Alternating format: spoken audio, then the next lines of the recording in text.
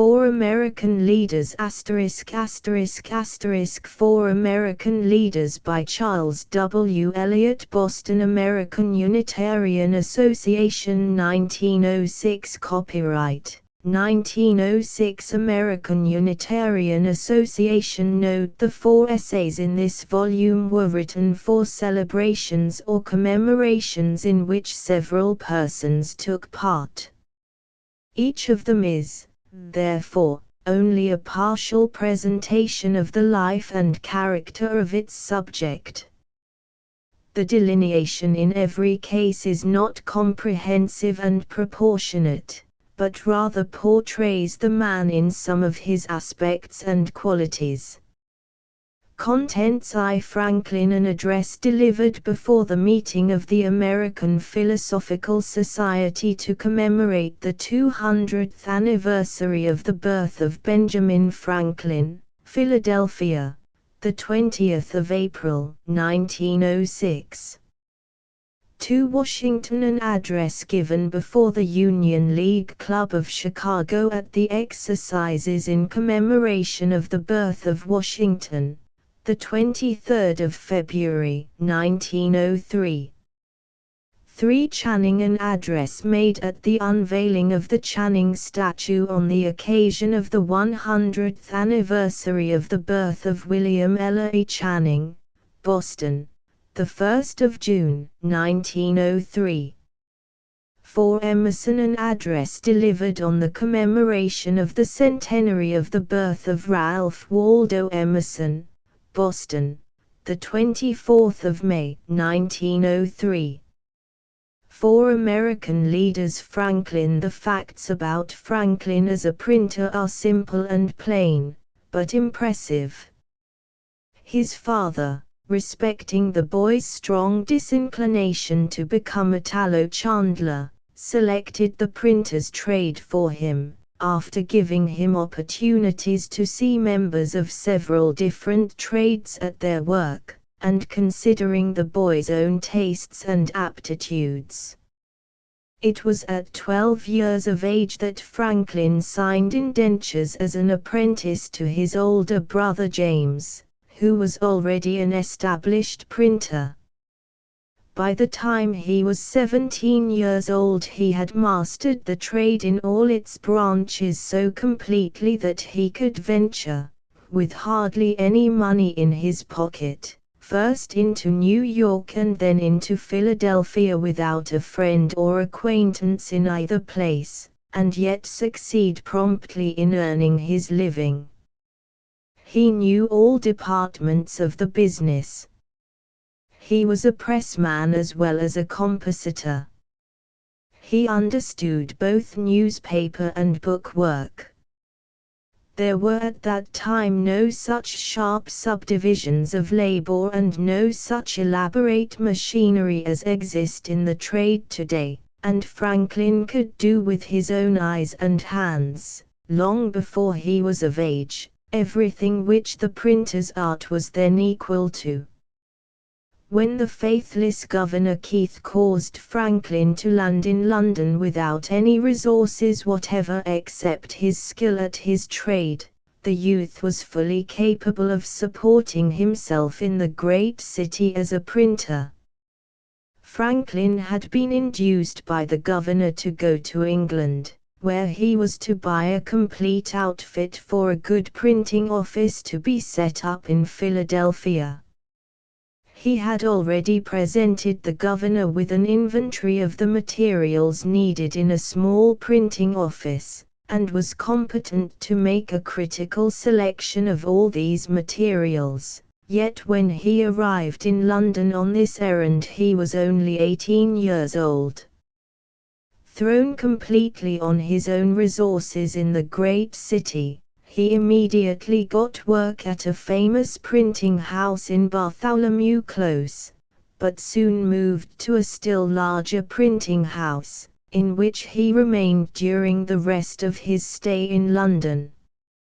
Here he worked as a pressman at first, but was soon transferred to the composing room, evidently excelling his comrades in both branches of the art. The customary drink money was demanded of him, first by the pressmen with whom he was associated, and afterwards by the compositors.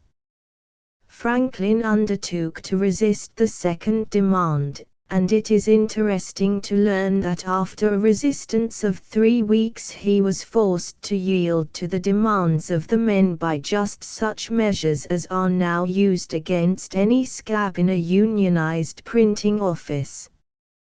He says in his autobiography, "I had so many little pieces of private mischief done me by mixing my sorts, transposing my pages, breaking my matter, and so forth, if I were ever so little out of the room, that, notwithstanding the master's protection, I found myself obliged to comply and pay the money, convinced of the folly of being on ill terms with those one is to live with continually." He was stronger than any of his mates, kept his head clearer because he did not fuddle it with beer, and availed himself of the liberty which then existed of working as fast and as much as he chose.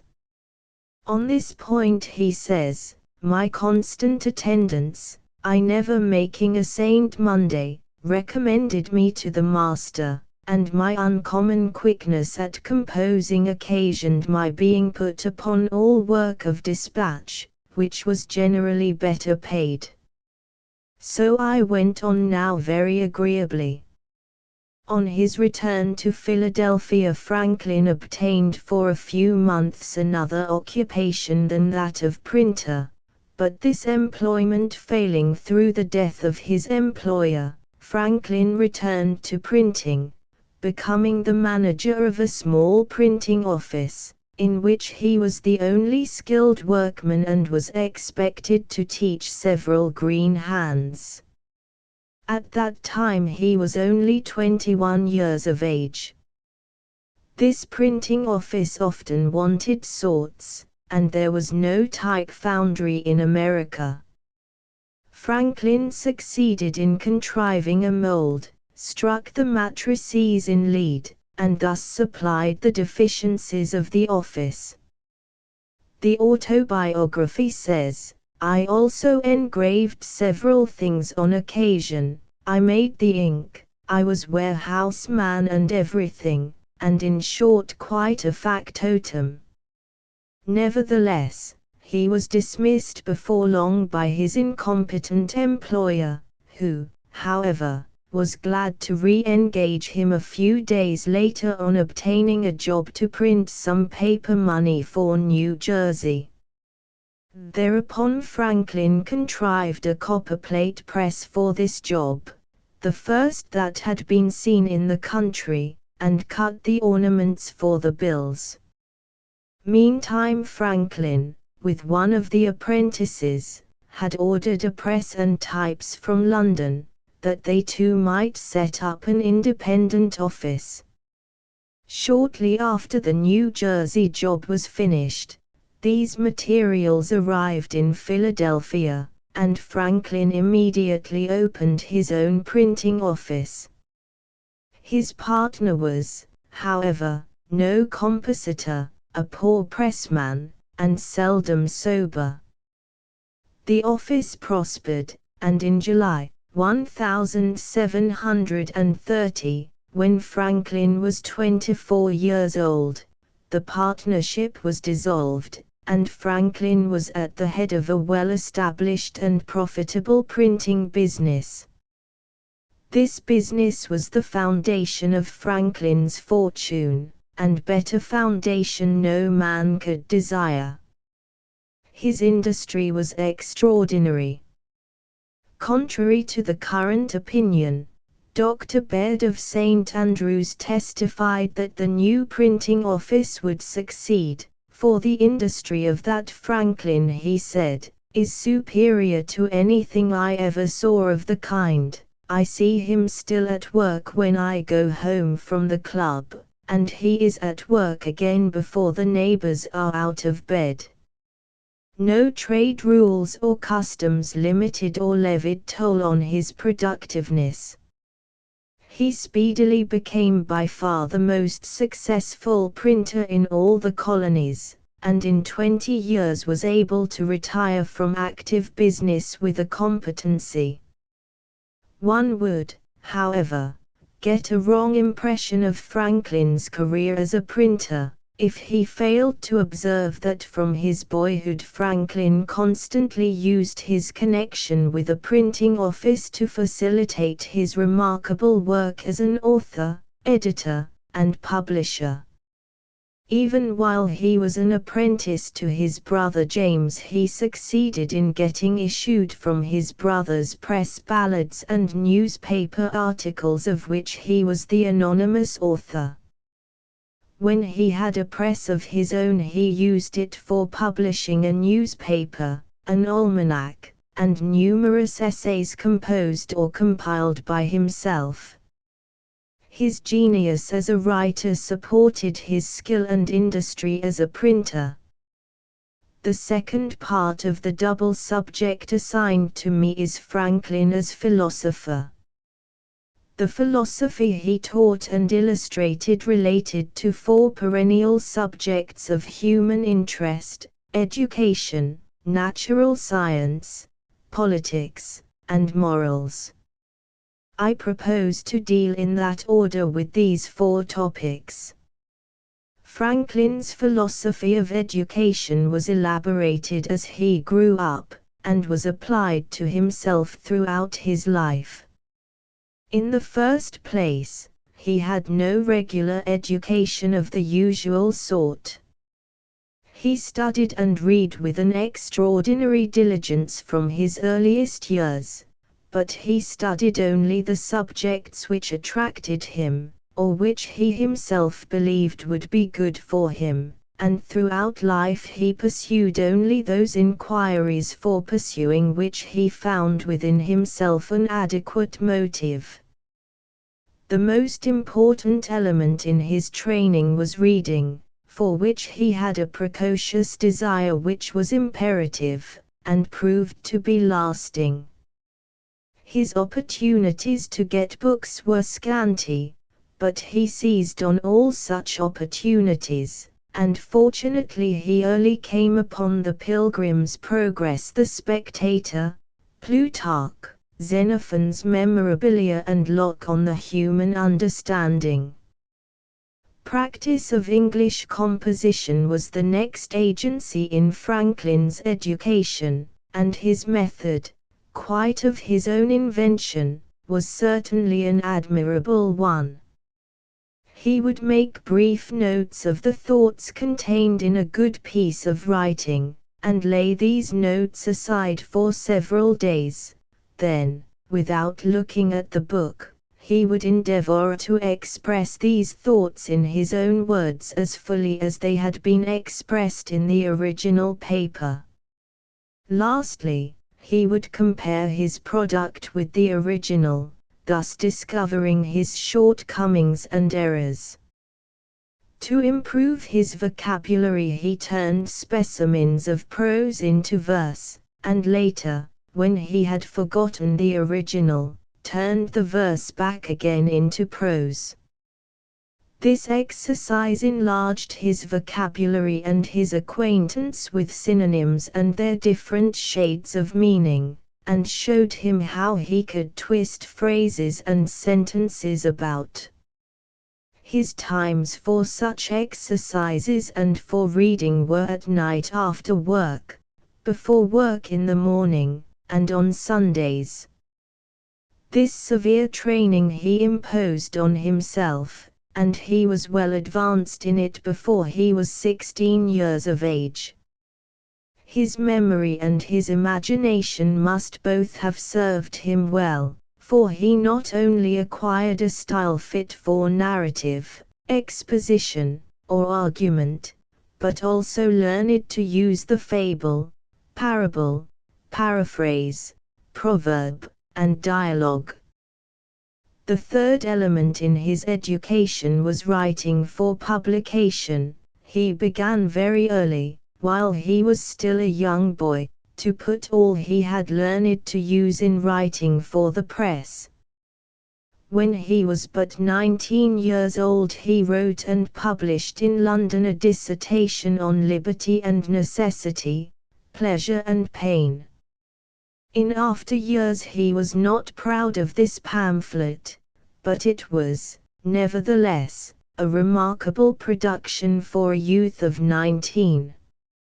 So soon as he was able to establish a newspaper in Philadelphia, he wrote for it with great spirit, and in a style at once accurate, concise, and attractive, making immediate application of his reading and of the conversation of intelligent acquaintances on both sides of the ocean. His fourth principle of education was that it should continue through life, and should make use of the social instincts. To that end he thought that friends and acquaintances might fitly band together in a systematic endeavor after mutual improvement. The Junto was created as a school of philosophy, morality, and politics, and this purpose it actually served for many years.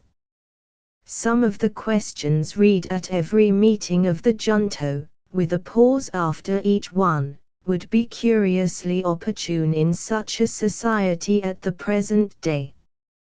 For example, number 5, have you lately heard how any present rich man, here or elsewhere, got his estate? And number 6, do you know of a fellow citizen, who has lately committed an error proper for us to be warned against and avoid? When a new member was initiated he was asked, among other questions, the following: do you think any person ought to be harmed in his body, name, or goods, for mere speculative opinions or his external way of worship? And again, do you love truth for truth's sake? And will you endeavor impartially to find it, receive it yourself, and communicate it to others? The Junto helped to educate Franklin, and he helped greatly to train all its members. The nature of Franklin's own education accounts for many of his opinions on the general subject. Thus, he believed, contrary to the judgment of his time, that Latin and Greek were not essential subjects in a liberal education, and that mathematics, in which he never excelled, did not deserve the place it held.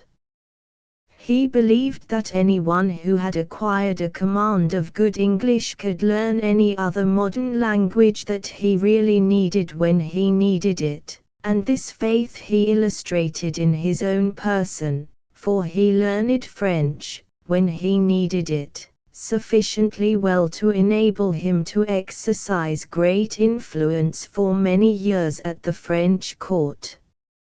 As the fruit of his education he exhibited a clear, pungent, persuasive English style, both in writing and in conversation, a style which gave him great and lasting influence among men. It is easy to say that such a training as Franklin's is suitable only for genius. Be that as it may, Franklin's philosophy of education certainly tells in favor of liberty for the individual in his choice of studies, and teaches that a desire for good reading and a capacity to write well are two very important fruits of any liberal culture. It was all at the service of his successor Jefferson, the founder of the University of Virginia. Franklin's studies in natural philosophy are characterized by remarkable directness, patience, and inventiveness, absolute candor in seeking the truth, and a powerful scientific imagination. What has been usually considered his first discovery was the now familiar fact that northeast storms on the Atlantic coast begin to leeward. The Pennsylvania fireplace he invented was an ingenious application to the warming and ventilating of an apartment of the laws that regulate the movement of hot air. At the age of 41 he became interested in the subject of electricity, and with the aid of many friends and acquaintances pursued the subject for 4 years, with no thought about personal credit for inventing either theories or processes, but simply with delight in experimentation and in efforts to explain the phenomena he observed. His kite experiment to prove lightning to be an electrical phenomenon very possibly did not really draw lightning from the cloud, but it supplied evidence of electrical energy in the atmosphere which went far to prove that lightning was an electrical discharge. The sagacity of Franklin's scientific inquiries is well illustrated by his notes on colds and their causes. He maintains that influenzas usually classed as colds do not arise, as a rule, from either cold or dampness. He points out that savages and sailors, who are often wet, do not catch cold, and that the disease called a cold is not taken by swimming. He maintains that people who live in the forest, in open barns, or with open windows, do not catch cold, and that the disease called a cold is generally caused by impure air, lack of exercise, or overeating. He comes to the conclusion that influenzas and colds are contagious, a doctrine which, a century and a half later, was proved, through the advance of bacteriological science, to be sound. The following sentence exhibits remarkable insight. Considering the state of medical art at that time, I have long been satisfied from observation, that besides the general colds now termed influenzas, which may possibly spread by contagion, as well as by a particular quality of the air, people often catch cold from one another when shut up together in close rooms and coaches, and when sitting near and conversing so as to breathe in each other's transpiration, the disorder being in a certain state. In the light of present knowledge, what a cautious and exact statement is that! There being no learned society in all America at the time, Franklin's scientific experiments were almost all recorded in letters written to interested friends, and he was never in any haste to write these letters. He never took a patent on any of his inventions, and made no effort either to get a profit from them, or to establish any sort of intellectual proprietorship in his experiments and speculations.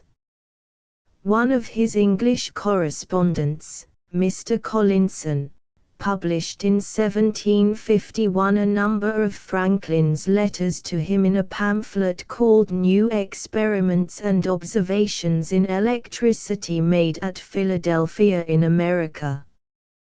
This pamphlet was translated into several European languages, and established over the continent, particularly in France, Franklin's reputation as a natural philosopher. A great variety of phenomena engaged his attention, such as phosphorescence in sea water, the cause of the saltness of the sea, the form and the temperatures of the Gulf Stream, the effect of oil in stilling waves, and the cause of smoky chimneys. Franklin also reflected and wrote on many topics which are now classified under the head of political economy, such as paper currency, national wealth, free trade, the slave trade, the effects of luxury and idleness, and the misery and destruction caused by war. Not even his caustic wit could adequately convey in words his contempt and abhorrence for war as a mode of settling questions arising between nations. He condensed his opinions on that subject into the epigram, "There never was a good war or a bad peace." Franklin's political philosophy may all be summed up in 7 words: first freedom, then public happiness and comfort. The spirit of liberty was born in him. He resented his brother's blows when he was an apprentice, and escaped from them. As a mere boy he refused to attend church on Sundays in accordance with the custom of his family and his town, and devoted his Sundays to reading and study. In practicing his trade he claimed and diligently sought complete freedom. In public and private business alike he tried to induce people to take any action desired of them by presenting to them a motive they could understand and feel, a motive which acted on their own wills and excited their hopes. This is the only method possible under a regime of liberty. A perfect illustration of his practice in this respect is found in his successful provision of 154 horse wagons for Braddock's force, when it was detained on its march from Annapolis to western Pennsylvania by the lack of wagons. The military method would have been to seize horses, wagons, and drivers wherever found. Franklin persuaded Braddock, instead of using force, to allow him, Franklin, to offer a good hire for horses, wagons, and drivers, and proper compensation for the equipment in case of loss. By this appeal to the frontier farmers of Pennsylvania he secured in 2 weeks all the transportation required. To defend public order Franklin was perfectly ready to use public force, as, for instance, when he raised and commanded a regiment of militia to defend the northwestern frontier from the Indians after Braddock's defeat, and again, when it became necessary to defend Philadelphia from a large body of frontiersmen who had lynched a considerable number of friendly Indians, and were bent on revolutionizing the Quaker government. But his abhorrence of all war was based on the facts, first, that during war the law must be silent, and, secondly, that military discipline, which is essential for effective fighting, annihilates individual liberty.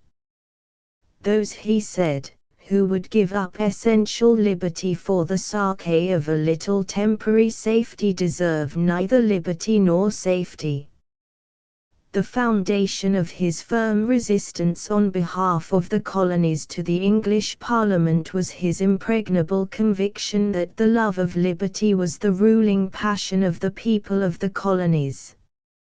In 1766 he said of the American people, "Every act of oppression will sour their tempers, lessen greatly, if not annihilate, the profits of your commerce with them, and hasten their final revolt, for the seeds of liberty are universally found there, and nothing can eradicate them." Because they loved liberty, they would not be taxed without representation, they would not have soldiers quartered on them, or their governors made independent of the people in regard to their salaries, or their ports closed, or their commerce regulated by Parliament. It is interesting to observe how Franklin's experiments and speculations in natural science often had a favorable influence on freedom of thought. His studies in economics had a strong tendency in that direction. His views about religious toleration were founded on his intense faith in civil liberty, and even his demonstration that lightning was an electrical phenomenon brought deliverance for mankind from an ancient terror. It removed from the domain of the supernatural a manifestation of formidable power that had been supposed to be a weapon of the arbitrary gods, and since it increased man's power over nature, it increased his freedom. This faith in freedom was fully developed in Franklin long before the American Revolution and the French Revolution made the fundamental principles of liberty familiar to civilized mankind. His views concerning civil liberty were even more remarkable for his time than his views concerning religious liberty, but they were not developed in a passionate nature inspired by an enthusiastic idealism. He was the very embodiment of common sense, moderation, and sober honesty. His standard of human society is perfectly expressed in the description of New England which he wrote in 1772. I thought often of the happiness in New England, where every man is a freeholder, has a vote in public affairs, lives in a tidy, warm house, has plenty of good food and fuel, with whole clothes from head to foot, the manufacture perhaps of his own family. Long may they continue in this situation. Such was Franklin's conception of a free and happy people. Such was his political philosophy. The moral philosophy of Franklin consisted almost exclusively in the inculcation of certain very practical and unimaginative virtues, such as temperance, frugality, industry, moderation, cleanliness, and tranquility. Sincerity and justice, and resolution, that indispensable flywheel of virtuous habit, are found in his table of virtues, but all his moral precepts seem to be based on observation and experience of life, and to express his convictions concerning what is profitable, prudent, and on the whole satisfactory in the life that now is. His philosophy is a guide of life, because it searches out virtues, and so provides the means of expelling vices. It may reasonably determine conduct. It did determine Franklin's conduct to a remarkable degree, and has had a prodigious influence for good on his countrymen and on civilized mankind. Nevertheless, it omits all consideration of the prime motive power, which must impel to right conduct, as fire supplies the power which actuates the engine. That motive power is pure, unselfish love, love to God and love to man. Thou shalt love the Lord thy God with all thy heart, and thy neighbor as thyself. Franklin never seems to have perceived that the supreme tests of civilization are the tender and honorable treatment of women as equals, and the sanctity of home life. There was one primary virtue on his list which he did not always practice. His failures in this respect diminished his influence for good among his contemporaries, and must always qualify the admiration with which mankind will regard him as a moral philosopher and an exhorter to a good life. His sagacity, intellectual force, versatility, originality, firmness, fortunate period of service, and longevity combined to make him a great leader of his people. In American public affairs, the generation of wise leaders next to his own felt for him high admiration and respect, and the strong republic, whose birth and youthful growth he witnessed, will carry down his fame as political philosopher, patriot, and apostle of liberty through long generations. Washington. The virtues of Washington were of two kinds, the splendid and the homely. I adopt, for my part in this celebration, some consideration of Washington as a man of homely virtues, giving our far-removed generation a homely example. The first contrast to which I invite your attention is the contrast between the early age at which Washington began to profit by the discipline of real life and the late age at which our educated young men exchange study under masters, and seclusion in institutions of learning, for personal adventure and responsibility out in the world. Washington was a public surveyor at 16 years of age. He could not spell well, but he could make a correct survey, keep a good journal, and endure the hardships to which a surveyor in the Virginia wilderness was inevitably exposed. Our expectation of good service and hard work from boys of 16, not to speak of young men of 26, is very low.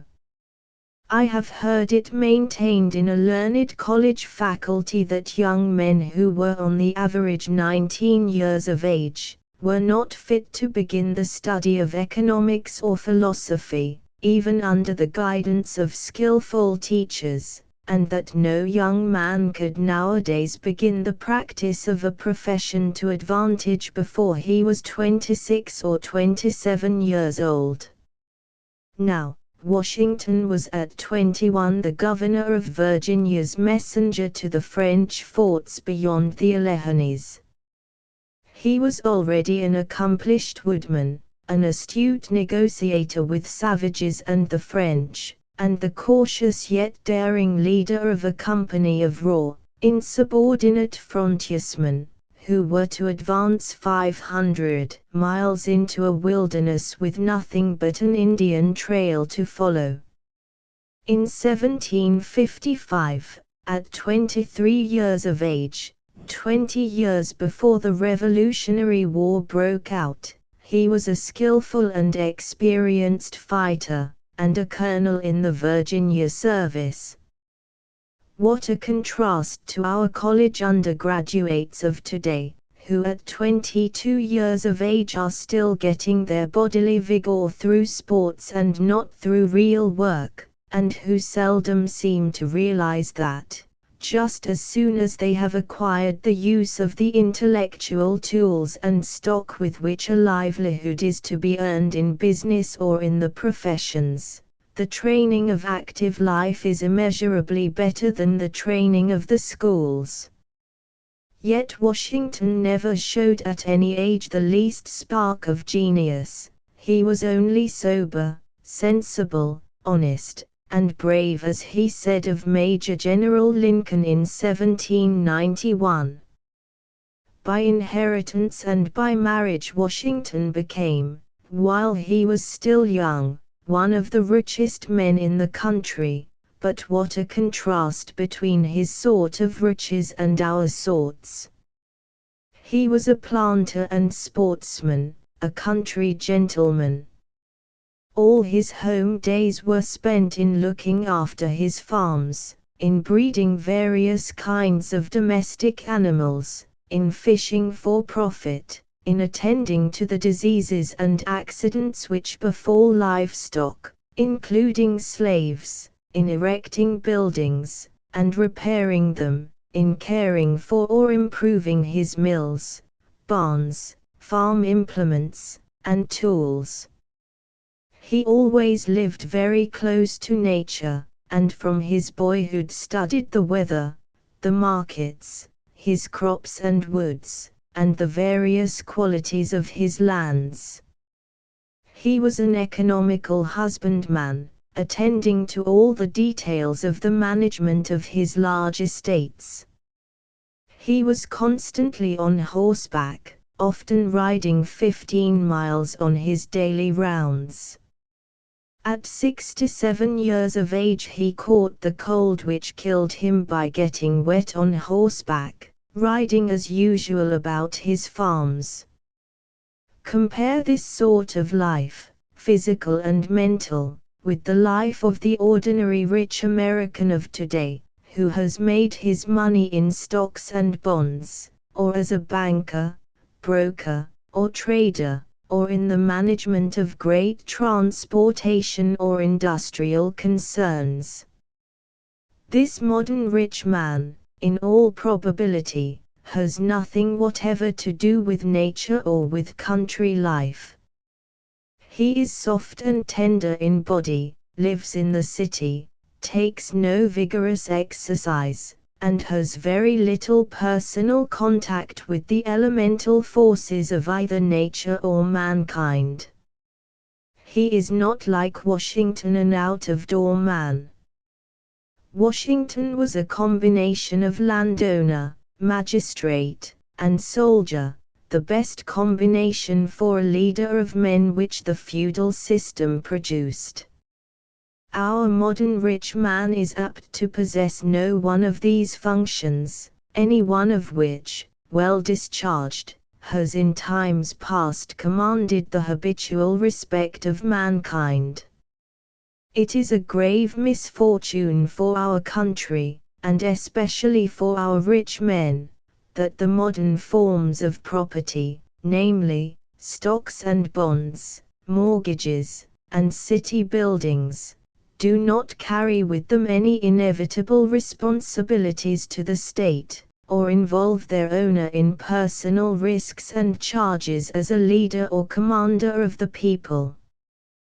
The most enviable rich man today is the intelligent industrial or commercial adventurer or promoter, in the good sense of those terms. He takes risks and assumes burdens on a large scale, and has a chance to develop will, mind, and character, just as Queen Elizabeth's adventurers did all over the then known world.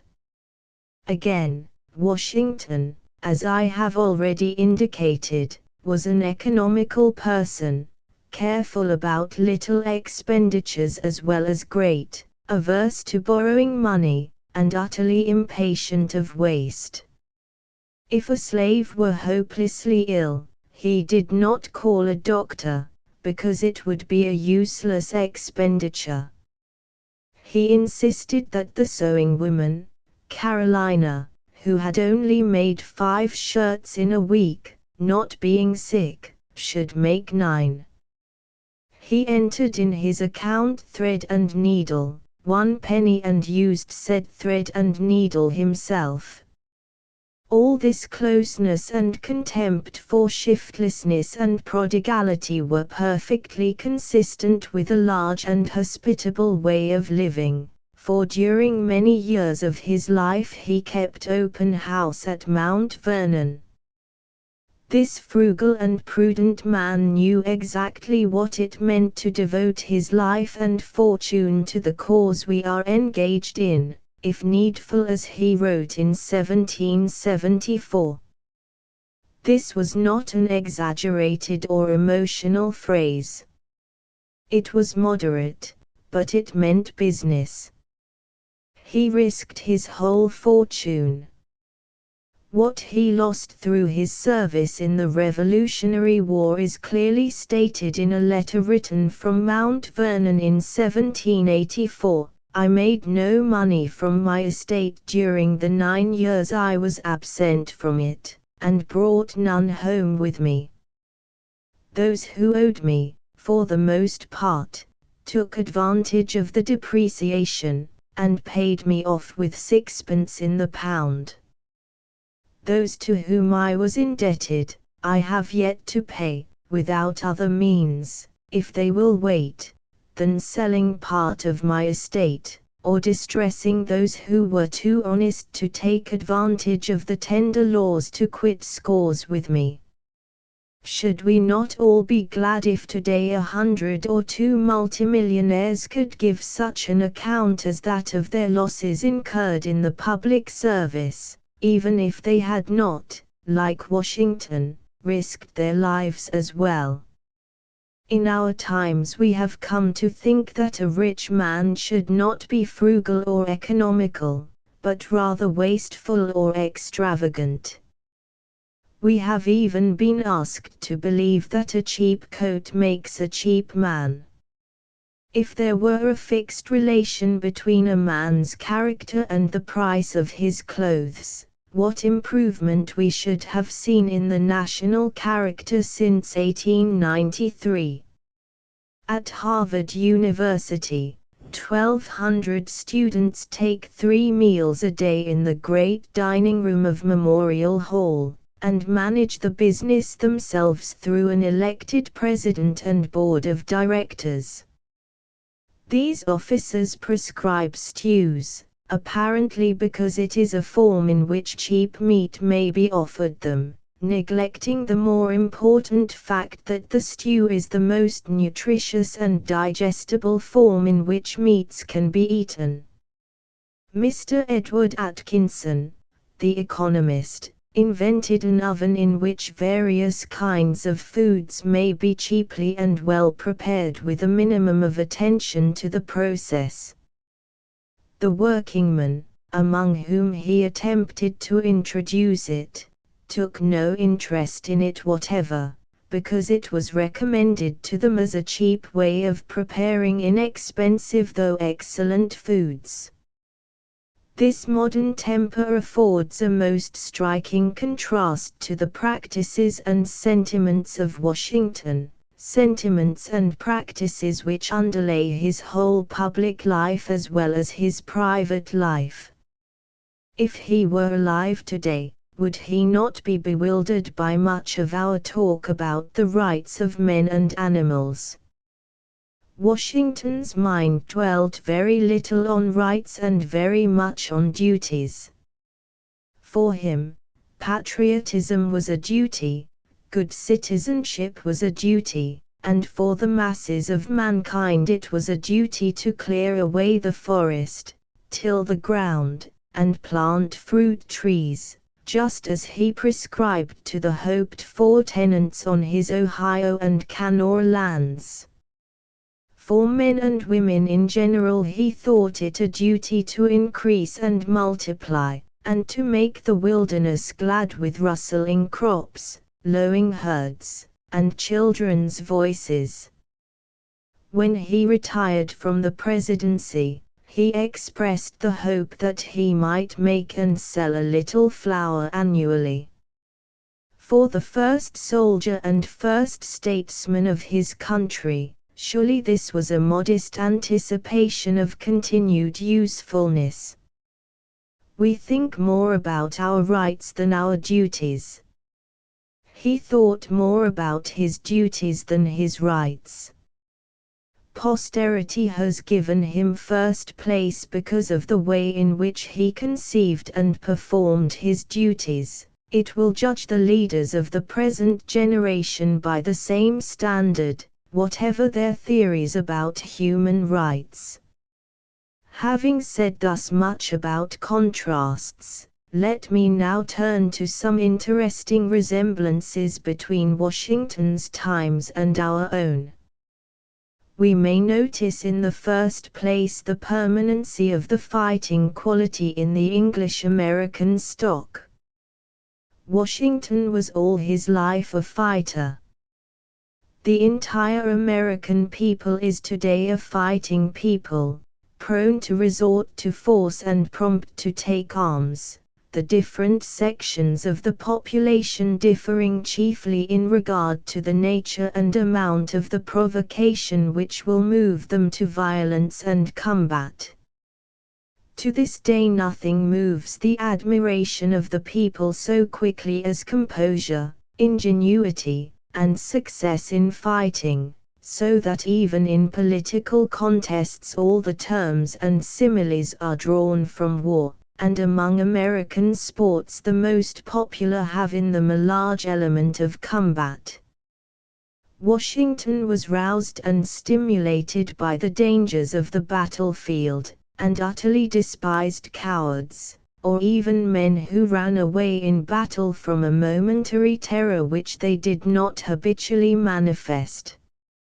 His early experience taught him, however, that the Indian way of fighting in woods or on broken ground was the most effective way, and he did not hesitate to adopt and advocate that despised mode of fighting, which has now, 150 years later, become the only possible mode. The Indian in battle took instantly to cover, if he could find it.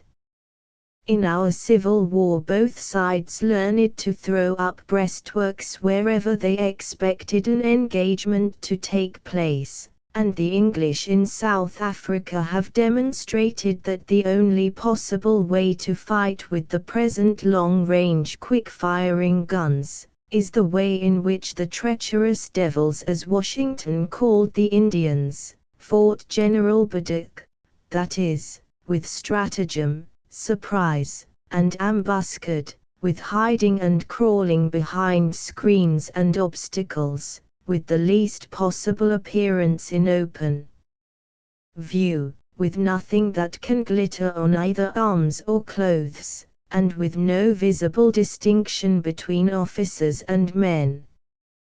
War is now a genuinely Indian performance, just as Washington saw 150 years ago that it ought to be. The silent Washington's antipathy to the press finds an exact parallel in our own day. He called the writers of the press infamous scribblers. President Cleveland called them ghouls.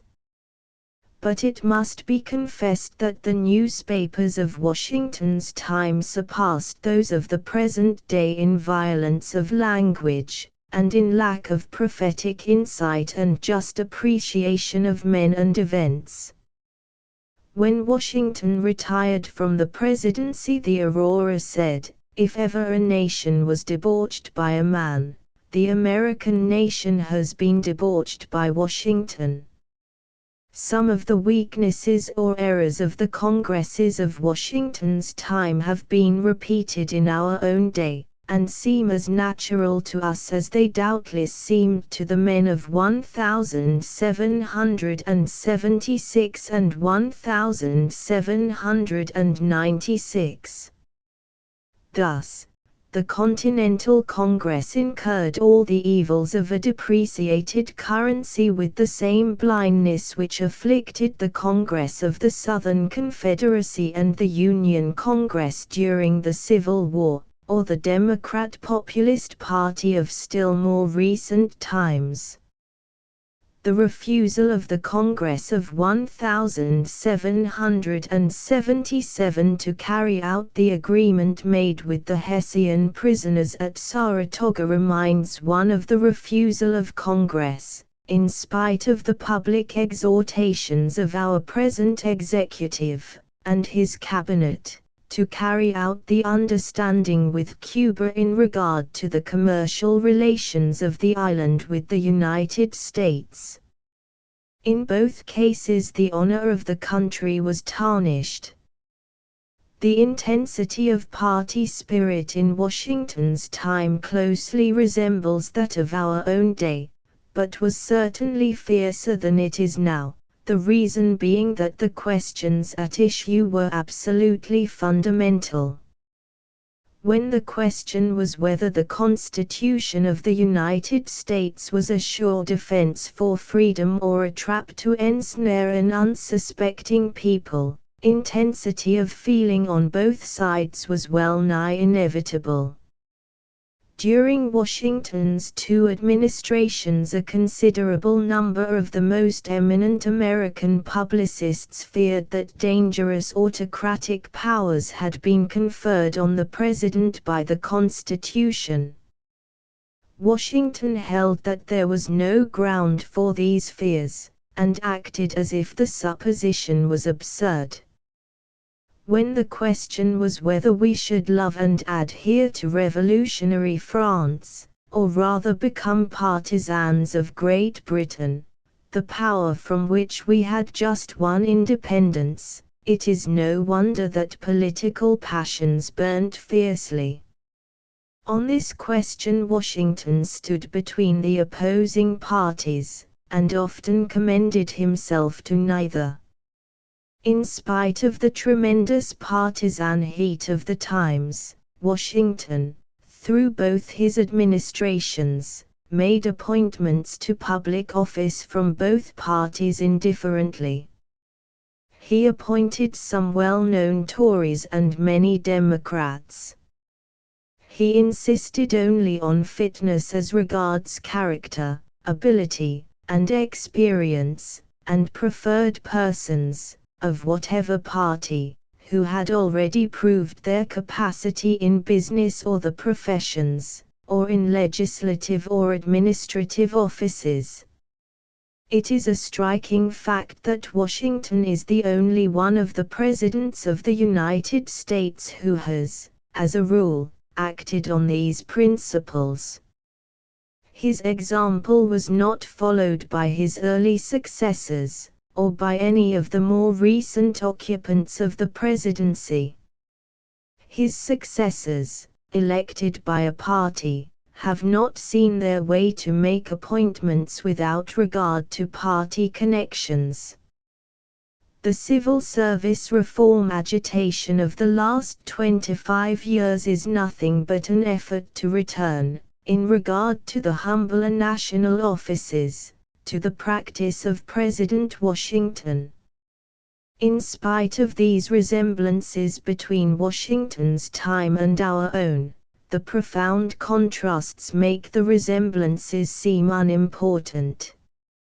In the first years of the government of the United States there was widespread and genuine apprehension lest the executive should develop too much power, and lest the centralization of the government should become overwhelming.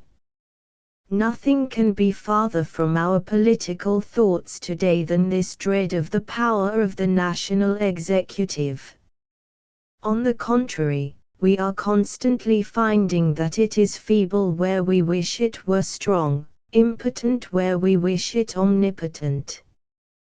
The Senate of the United States has deprived the President of much of the power intended for his office, and has then found it, on the whole, convenient and desirable to allow itself to be held up by any one of its members who possesses the bodily strength and the assurance to talk or read aloud by the week.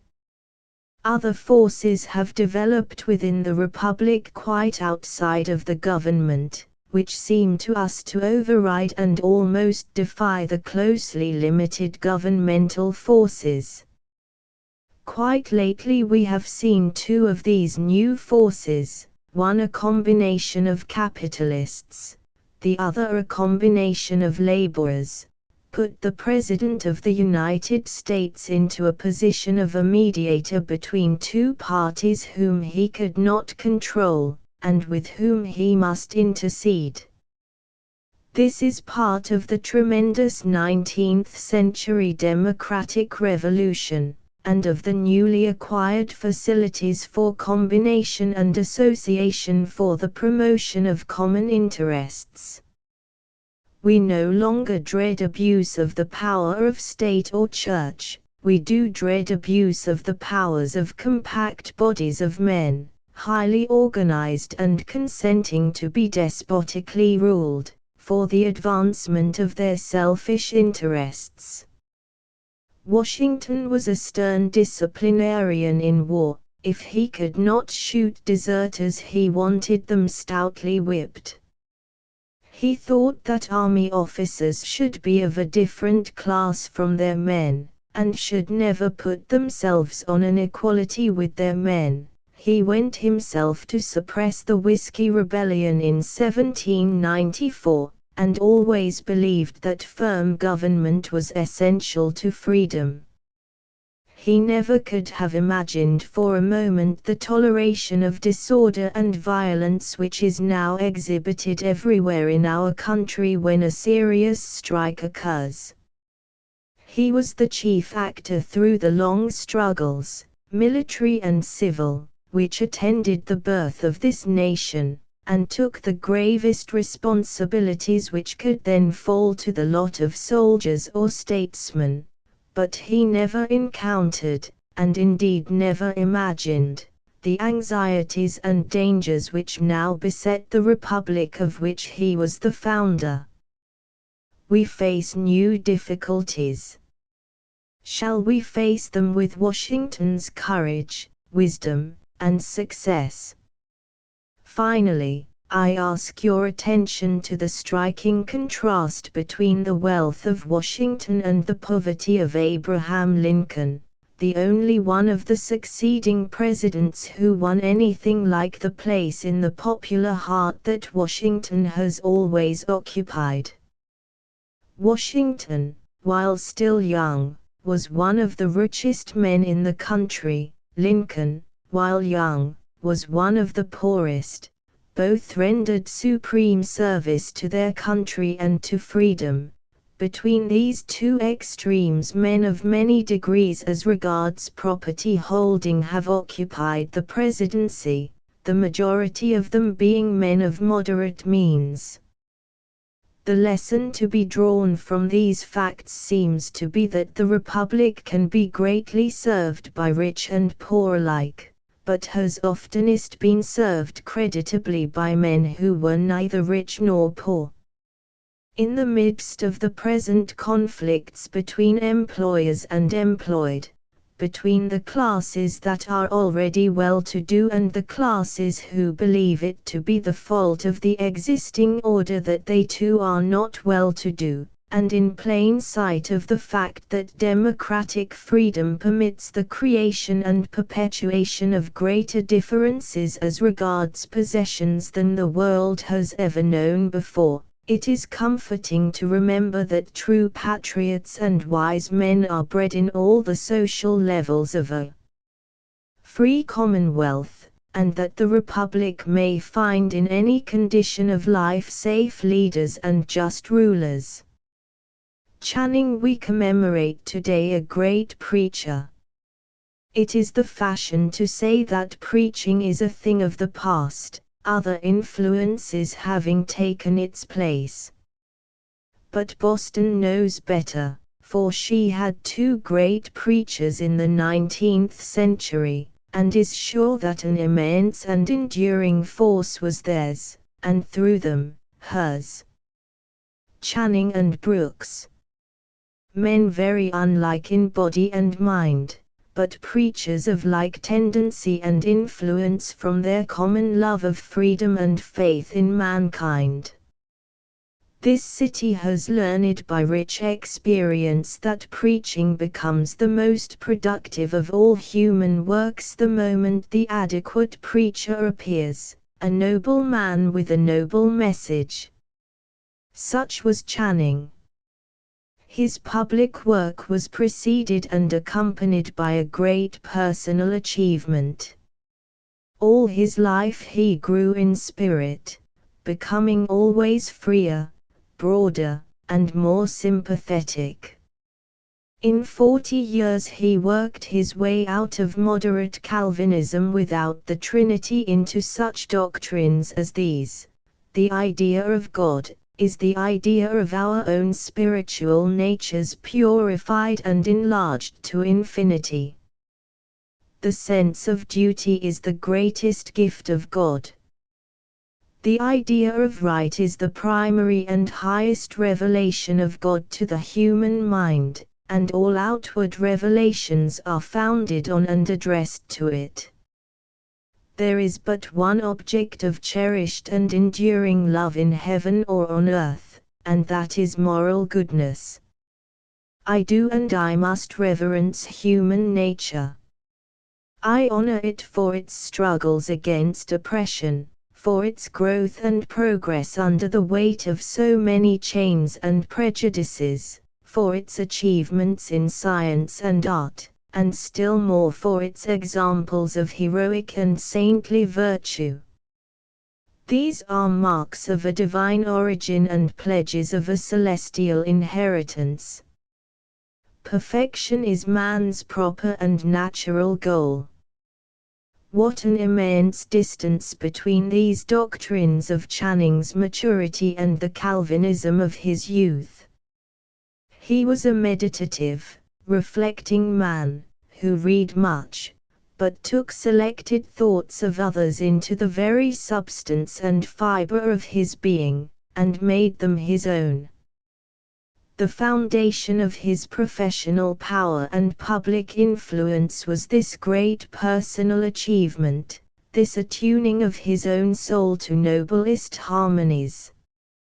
Thousands of ministers and spiritually minded laymen of many denominations have traveled since Channing's death the road he laid out, and so have been delivered from the inhuman doctrines of the fall of man, the wrath of God, vicarious atonement, everlasting hell for the majority, and the rescue of a predestined few.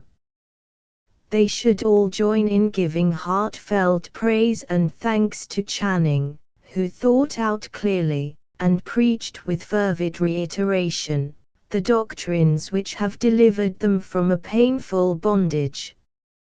Another remarkable quality of Channing's teachings is their universality. Men of learning and spirituality in all the civilized nations have welcomed his words, and found in them teachings of enduring and expansive influence. Many biblical scholars, in the technical sense, have arrived 80 years later at Channing's conclusions about the essential features of Christianity, although Channing was no scholar in the modern sense, while they go far beyond him in treating the Bible as a collection of purely human writings and in rejecting the so-called supernatural quality of the Jewish and Christian scriptures. Indeed, many biblical scholars belonging today to evangelical sects have arrived not only at Channing's position, but also at Emerson's. Just how much Channing's published works have had to do with this quiet but fateful revolution no man can tell. The most eminent today of American Presbyterian divines preached an excellent sermon in the Harvard College Chapel one Sunday evening not many years ago, and asked me, as we walked away together, how I liked it. I replied, "Very much, it was all straight out of Channing." "That is strange," he said, "for I have never read Channing." It is great testimony to the pervasive quality of a prophet's teachings when they become within 50 years a component of the intellectual atmosphere of the new times. At a dinner of Harvard graduates I once complained that, although I heard in the college chapel a great variety of preachers connected with many different denominations, the preaching was, after all, rather monotonous, because they all preached Channing. Phillips Brooks spoke after me and said, "The President is right in thinking our present preaching monotonous, and the reason he gives for this monotony is correct. We all do preach Channing." The direct influence of Channing's writings has been vast, for they are read in English in all parts of the world, and have been translated into many languages. 30 years ago I spent a long day in showing Dom Pedro, the Emperor of Brazil, some of the interesting things in the laboratories and collections of Harvard University. He was the most assiduous visitor that I ever conducted through the university buildings, intelligently interested in a great variety of objects and ideas. Late in the afternoon he suddenly said, with a fresh eagerness, "Now I will visit the tomb of Channing." We drove to Mount Auburn, and found the monument erected by the Federal Street Church. The Emperor copied with his own hand George Ticknor's inscriptions on the stone, and made me verify his copies. Then, with his great weight and height, he leaped into the air, and snatched a leaf from the maple which overhung the tomb. "I am going to put that leaf," he said, "into my best edition of Channing. I have read all his published works, some of them many times over. He was a very great man." The Emperor of Brazil was a Roman Catholic. Channing's philanthropy was a legitimate outcome of his view of religion. For him, practical religion was character building by the individual human being. But character building in any large group or mass of human beings means social reform. Therefore, Channing was a preacher and active promoter of social regeneration in this world. He depicted the hideous evils and wrongs of intemperance, slavery, and war. He advocated and supported every well-directed effort to improve public education, the administration of charity, and the treatment of criminals, and to lift up the laboring classes.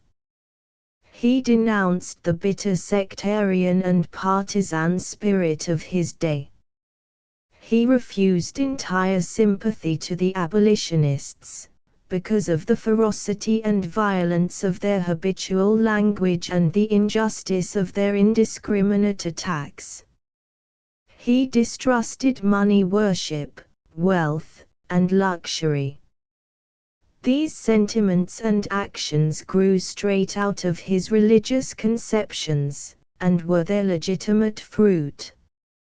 All his social aspirations and hopes were rooted in his fundamental conception of the fatherhood of God, and its corollary the brotherhood of men. It was his lofty idea of the infinite worth of human nature and of the inherent greatness of the human soul, in contrast with the then prevailing doctrines of human vileness and impotency, which made him resent with such indignation the wrongs of slavery, intemperance, and war, and urge with such ardor every effort to deliver men from poverty and ignorance, and to make them gentler and juster to one another. In no subject which he discussed does the close connection between Channing's theology and his philanthropy appear more distinctly than in education. He says in his remarks on education, "There is nothing on earth so precious as the mind, soul, character of the child. There should be no economy in education. Money should never be weighed against the soul of a child. It should be poured out like water for the child's intellectual and moral life."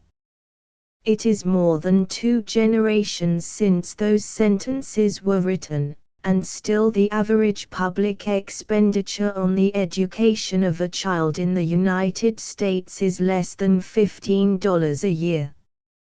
Eastern Massachusetts is the community in the whole world which gives most thought, time, and money to education, public and endowed. Whence came this social wisdom? From Protestantism, from Congregationalism, from the religious teachings of Channing and his disciples. Listen to this sentence: benevolence is short-sighted indeed, and must blame itself for failure, if it do not see in education the chief interest of the human race. It is impossible to join in this centennial celebration of the advent to Boston of this religious pioneer and philanthropic leader without perceiving that in certain respects the country has recently fallen away from the moral standards he set up. Channing taught that no real good can come through violence, injustice, greed, and the inculcation of hatred and enmities, or of suspicions and contempts. He believed that public well-being can be promoted only through public justice, freedom, peace, and goodwill among men.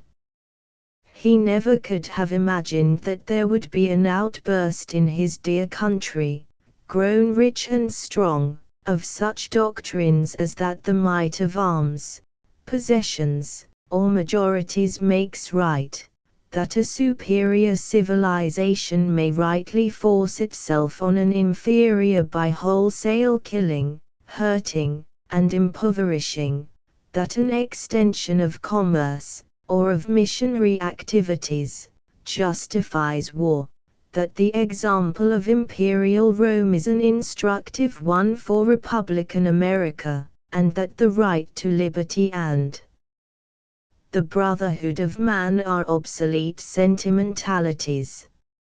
Nevertheless, in spite of these temporary aberrations of the public mind and heart, it is plain that many of Channing's anticipations and hopes have already been realized, that his influence on 3 generations of men has been profound and wholly beneficent, and that the world is going his way, though with slow and halting steps. His life brightened to its close. In its last summer but one he wrote, "This morning I plucked a globe of the dandelion, the seed vessel, and was struck as never before with the silent, gentle manner in which nature sows her seed. I saw, too, how nature sows her seed broadcast. So we must send truth abroad, not forcing it on here and there a mind, and watching its progress anxiously, but trusting that it will light on a kindly soil, and yield its fruit. So nature teaches. May those who stand here 100 years hence say, the 20th century supplied more of kindly soil for Channing seed than the 19th. Emerson was not a logician or reasoner, and not a rhetorician, in the common sense.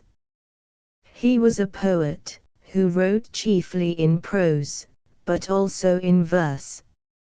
His verse was usually rough, but sometimes finished and melodious. It was always extraordinarily concise and expressive. During his engagement to the lady who became his second wife, he wrote thus to her, "I am born a poet, of a low class without doubt, yet a poet, that is my nature and vocation. My singing, be sure, is very husky, and is, for the most part, in prose. Still, I am a poet in the sense of a perceiver and dear lover of the harmonies that are in the soul and in matter, and specially of the correspondences between these and those." This husky poet had his living to get. His occupations in life were those of the teacher, minister, lecturer, and author.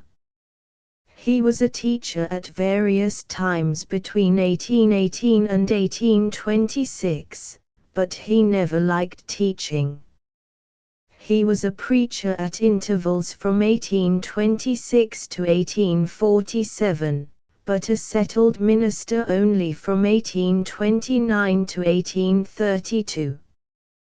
His career as a lecturer began in the autumn of 1833, and his first book, Nature, was published in 1836, when he was 33 years old. His lectures for money were given as a rule during the winter and early spring, and for 30 years the traveling he was obliged to do in search of audiences was often extremely fatiguing, and not without serious hardships and exposures. These occupations usually gave him an income sufficient for his simple wants, but there were times when outgo exceeded income. The little property his first wife left him, $1,200 a year, relieved him from serious pecuniary anxiety by 1834, although it did not relieve him from earning by his own labor the livelihood of his family. In 1834 he went to live in Concord, where his grandfather had been the minister at the time of the Revolution, and in 1835 he bought the house and grounds there which were his home for the rest of his days. Before settling in Concord, he had spent one winter and spring, 1826–27, in the southern states, and 7 months of 1833 in Europe. Both of these absences were necessitated by the state of his health, which was precarious during his young manhood. With these exceptions, he had lived in Boston or its immediate neighborhood, until he settled in Concord. His progenitors on both sides were chiefly New England ministers. His formal education was received in the Boston Latin School and Harvard College, and was therefore purely local. How narrow and provincial seems his experience of life. A little city, an isolated society, a country village. Yet through books, and through intercourse with intelligent persons, he was really set in a large place. The proof of this largeness, and of the keenness of his mental and moral vision, is that, in regard to some of the chief concerns of mankind, he was a seer and a foreseer. This prophetic quality of his I hope to demonstrate tonight in 3 great fields of thought: education, social organization, and religion. Although a prophet and inspirer of reform, Emerson was not a reformer. He was but a halting supporter of the reforms of his day, and the eager experimenters and combatants in actual reforms found him a disappointing sort of sympathizer. His visions were far-reaching, his doctrines often radical, and his exhortations fervid, but when it came to action, particularly to habitual action, he was surprisingly conservative. With an exquisite candor, and a gentle resolution of rarest quality, he broke his strong ties to the Second Church of Boston before he was 30 years old, abandoning the profession for which he had been trained, and which, in many of its aspects, he honored and enjoyed, yet he attended church on Sundays all his life with uncommon regularity. He refused to conduct public prayer, and had many things to say against it, but when he was an overseer of Harvard College, he twice voted to maintain the traditional policy of compelling all the students to attend morning prayers, in spite of the fact that a large majority of the faculty urgently advocated abandoning that policy. He manifested a good deal of theoretical sympathy with the community experiments at Brook Farm and Fruitlands, but he declined to take part in them himself. He was intimate with many of the leading abolitionists, but no one has described more vividly their grave intellectual and social defects. He laid down principles which, when applied, would inevitably lead to progress and reform, but he took little part in the imperfect step-by-step process of actual reforming. He probably would have been an ineffective worker in any field of reform, and, at any rate, strenuous labor on applications of his philosophy would have prevented him from maintaining the flow of his philosophic and prophetic visions. The work of giving practical effect to his thought was left for other men to do, indeed 4 generations of other serviceable men, who, filled with his ideals, will slowly work them out into institutions, customs, and other practical values. When we think of Emerson as a prophet, we at once become interested in the dates at which he uttered certain doctrines, or wrote certain pregnant sentences, but just here the inquirer meets a serious difficulty. He can sometimes ascertain that a given doctrine or sentence was published at a given date, but he may be quite unable to ascertain how much earlier the doctrine was really formulated, or the sentence written. Emerson has been dead 21 years, and it is 30 years since he wrote anything new, but his whole philosophy of life was developed by the time he was 40 years old, and it may be doubted if he wrote anything after 1843, the germinal expression of which may not be found in his journals, sermons, or lectures written before that date. If, therefore, we find in the accepted thought, or established institutions, of today recent developments of principles and maxims laid down by Emerson, we may fairly say that his thought outran his time certainly by 1, and probably by 2 generations of men. I take up now the prophetic teachings of Emerson with regard to education. In the first place, he saw, with a clearness to which very few people have yet attained, the fundamental necessity of the school as the best civilizing agency, next to steady labor, and the only sure means of permanent and progressive reform. He says outright, we shall one day learn to supersede politics by education. What we call our root and branch reforms, of slavery, war, gambling, intemperance, is only medicating the symptoms. We must begin higher up, namely, in education. He taught that if we hope to reform mankind, we must begin not with adults, but with children. We must begin in the school. There are some signs that this doctrine has now at last entered the minds of the so-called practical men. The Cubans are to be raised in the scale of civilization and public happiness, so both they and we think they must have more and better schools. The Filipinos, too, are to be developed after the American fashion, so we send them 1,000 teachers of English.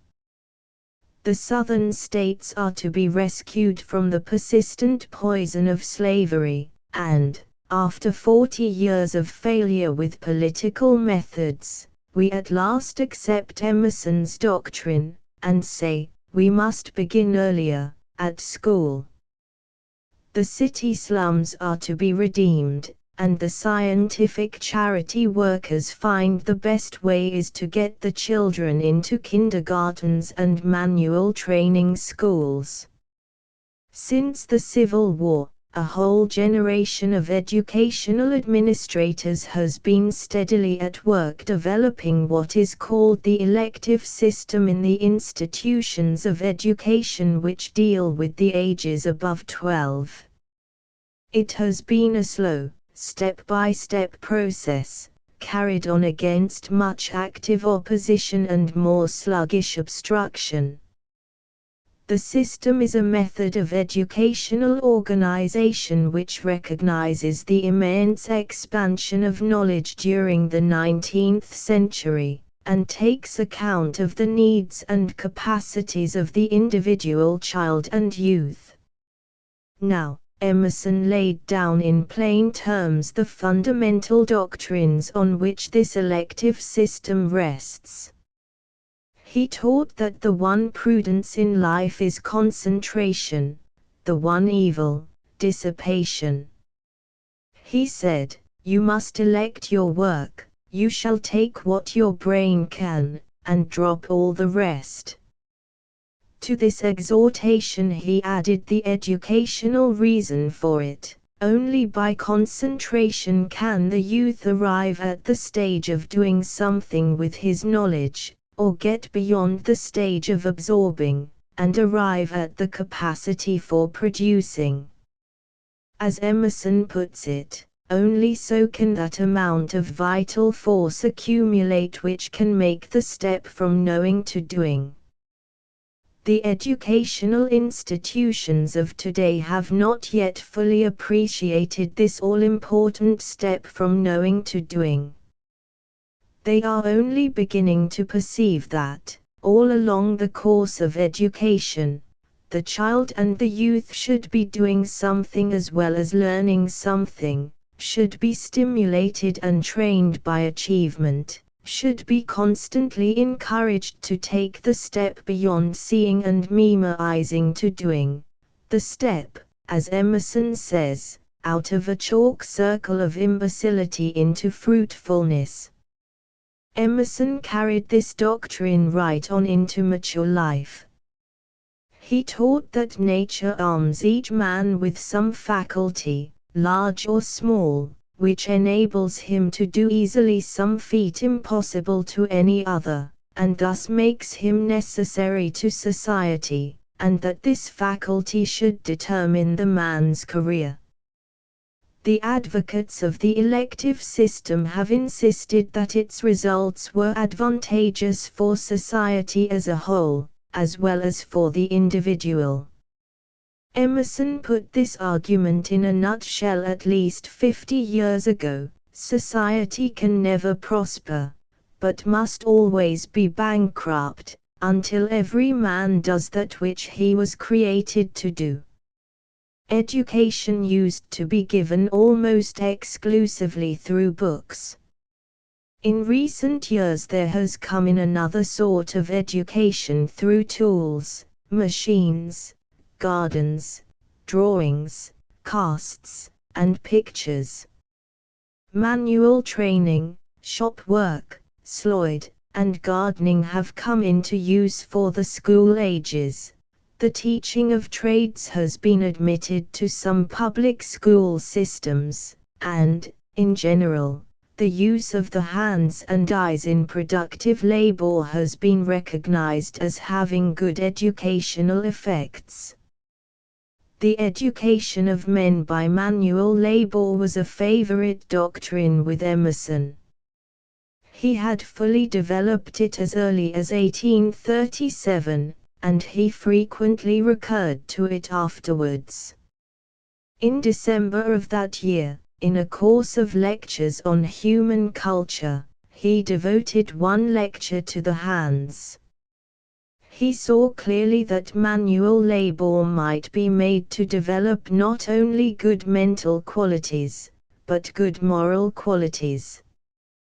Today, it is frequently necessary for practical teachers, who are urging measures of improvement, to point this out, and to say, just as Emerson said 2 generations ago, that any falseness in mechanical work immediately appears, that a teacher can judge of the moral quality of each boy in the class before him better and sooner from manual work than from book work. Emerson taught that manual labor is the study of the external world, that the use of manual labor never grows obsolete, and is inapplicable to no person. He said explicitly that a man should have a farm or a mechanical craft for his culture, that there is not only health, but education in garden work, that when a man gets sugar, hominy, cotton, buckets, crockery ware, and letter paper by simply signing his name to a check, it is the producers and carriers of these articles that have got the education they yield, he only the commodity, and that labor is God's education. This was Emerson's doctrine more than 60 years ago. It is only 10 years since the Mechanic Arts High School was opened in Boston. We are all of us aware that within the last 20 years there has been a determined movement of the American people toward the cultivation of art, and toward the public provision of objects which open the sense of beauty and increase public enjoyment. It is curious to see how literally Emerson prophesied the actual direction of these efforts. On the city's paved street plant gardens lined with lilac sweet, let spouting fountains cool the air, singing in the sun-baked square, let statue, picture, park, and hall, ballad, flag, and festival the past restore, the day adorn, and make tomorrow a new morn. We have introduced into our schools, of late years, lessons in drawing, modeling, and designing, not sufficiently, but in a promising and hopeful way.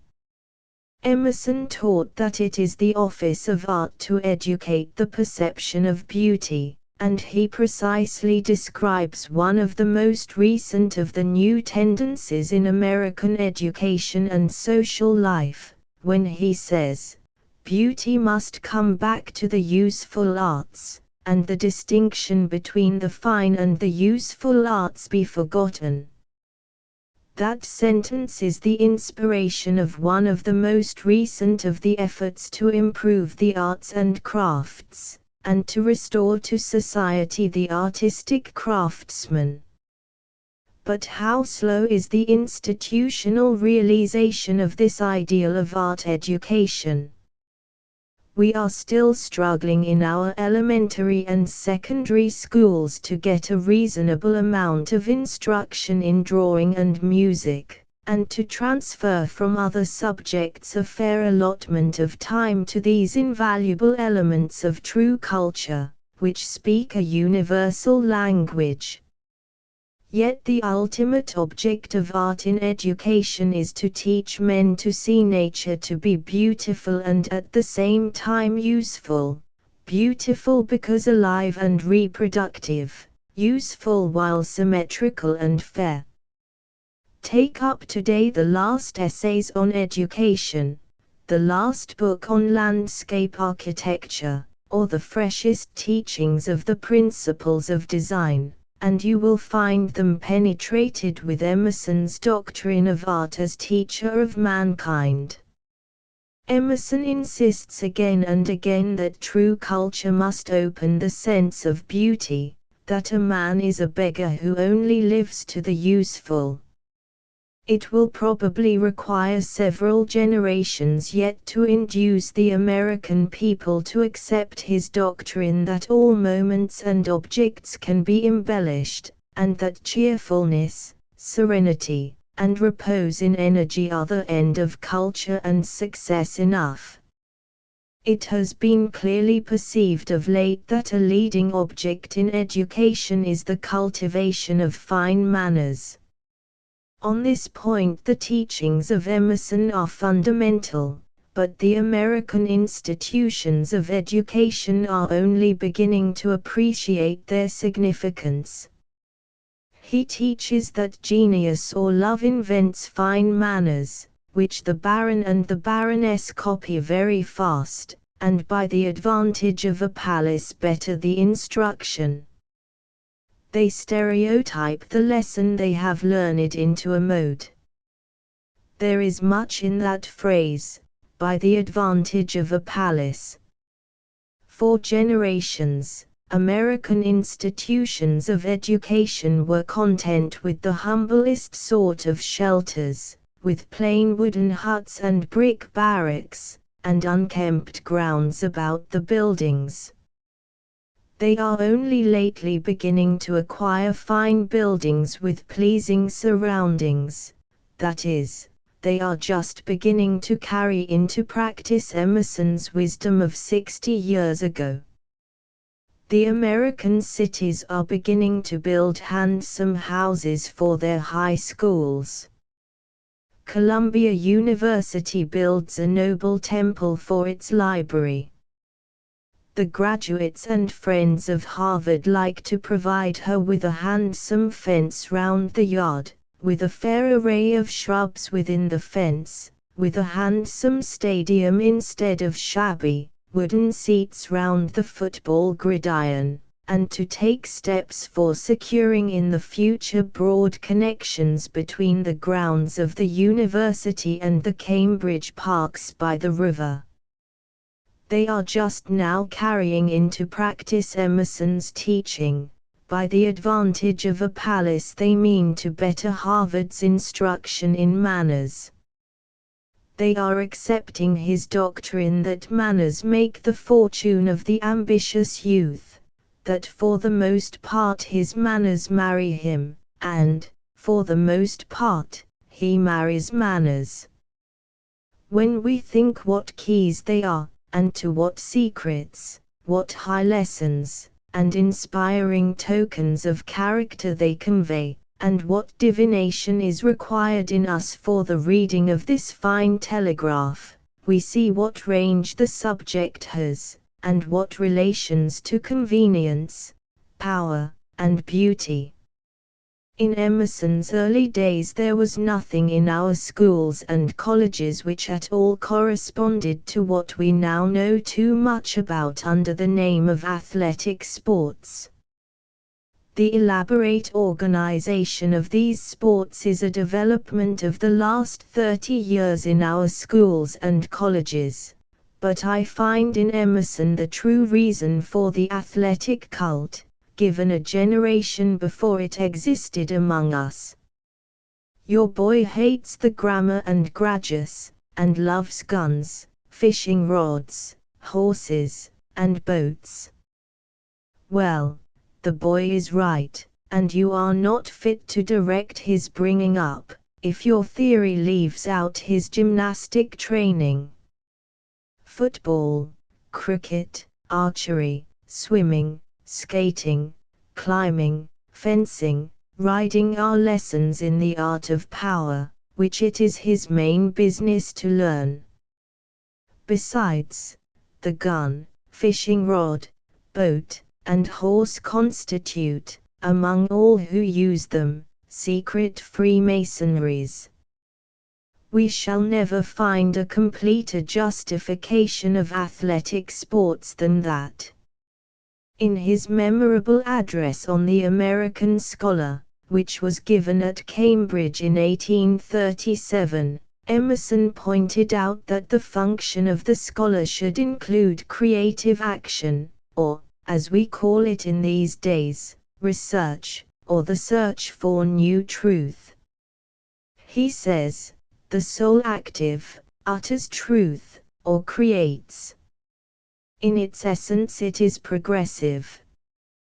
The book, the college, the school of art, the institution of any kind, stop with some past utterance of genius. They look backward and not forward.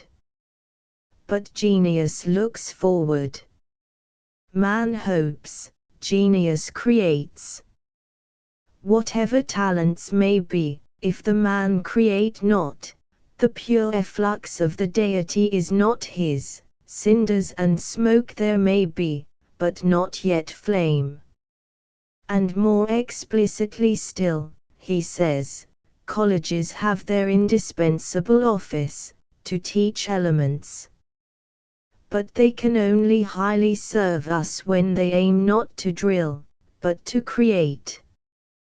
When Emerson wrote this passage, the spirit of research, or discovery, or creation had not yet breathed life into the higher institutions of learning in our country, and today they have much to do and to acquire before they will conform to Emerson's ideal.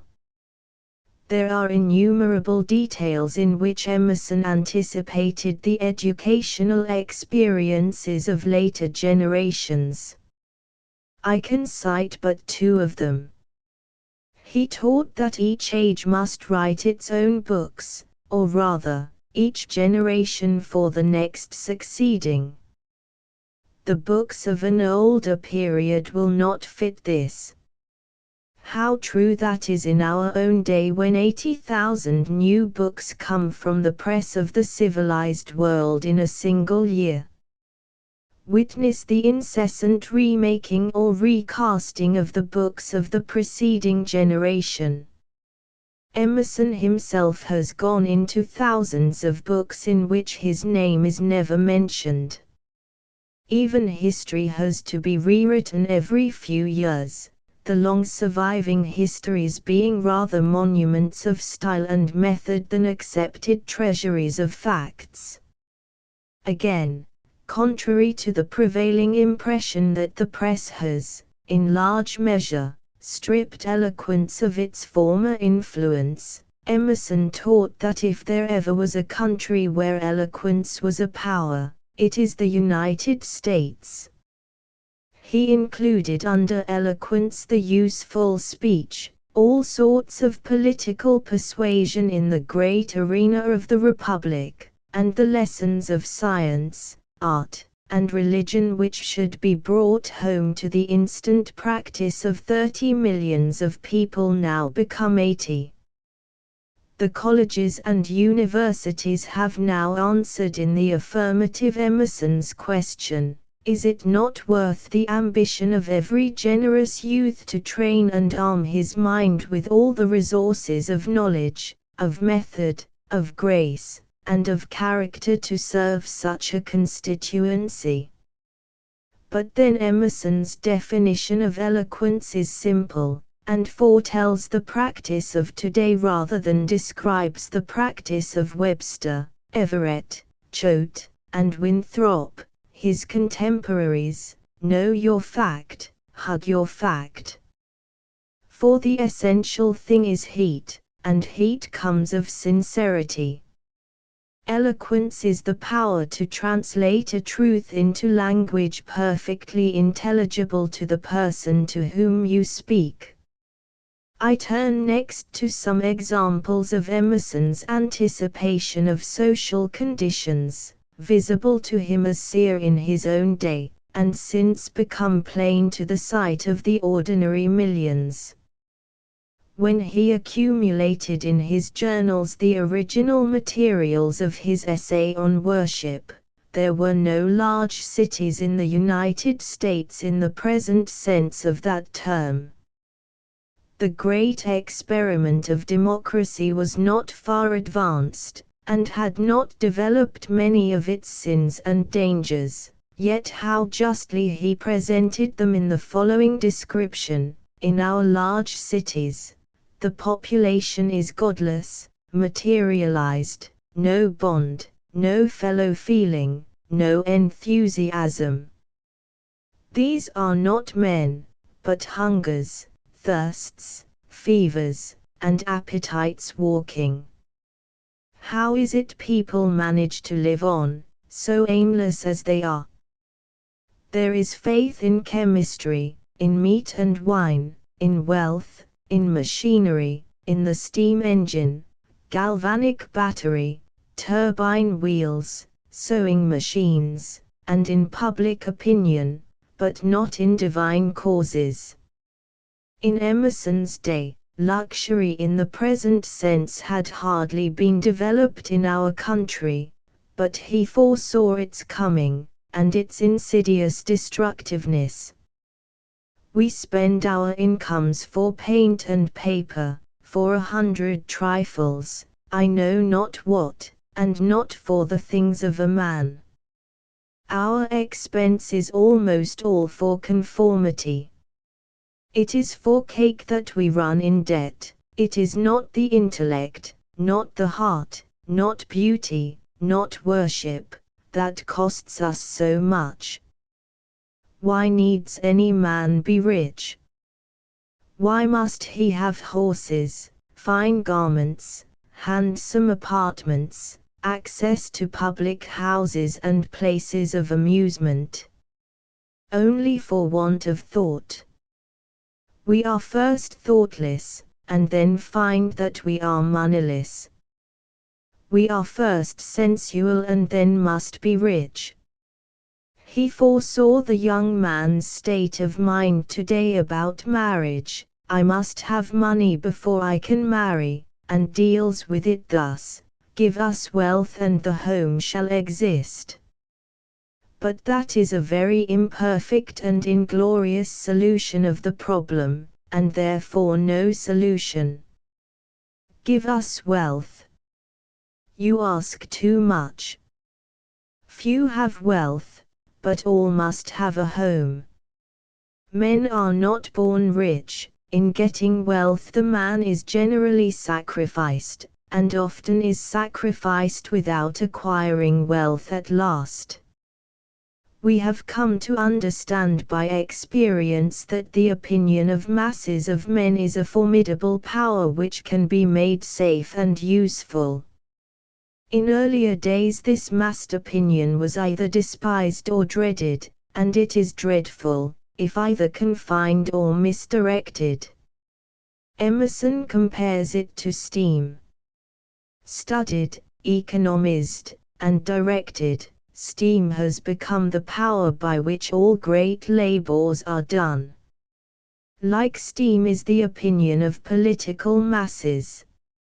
If crushed by castles, armies, and police, dangerously explosive, but if furnished with schools and the ballot, developing the most harmless and energetic form of a state. His eyes were wide open to some of the evil intellectual effects of democracy. The individual is too apt to wear the time-worn yoke of the multitude's opinions. No multiplying of contemptible units can produce an admirable mass. If I see nothing to admire in a unit, shall I admire 1,000,000 units?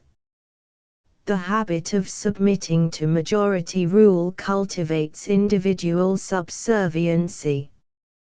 He pointed out 2 generations ago that the action of violent political parties in a democracy might provide for the individual citizen a systematic training in moral cowardice. It is interesting, at the stage of industrial warfare which the world has now reached, to observe how Emerson, 60 years ago, discerned clearly the absurdity of paying all sorts of service at one rate, now a favorite notion with some labor unions. He points out that even when all labor is temporarily paid at one rate, differences in possessions will instantly arise. In one hand the dime became an eagle as it fell, and in another hand a copper cent. For the whole value of the dime is in knowing what to do with it. Emerson was never deceived by a specious philanthropy, or by claims of equality which find no support in the nature of things.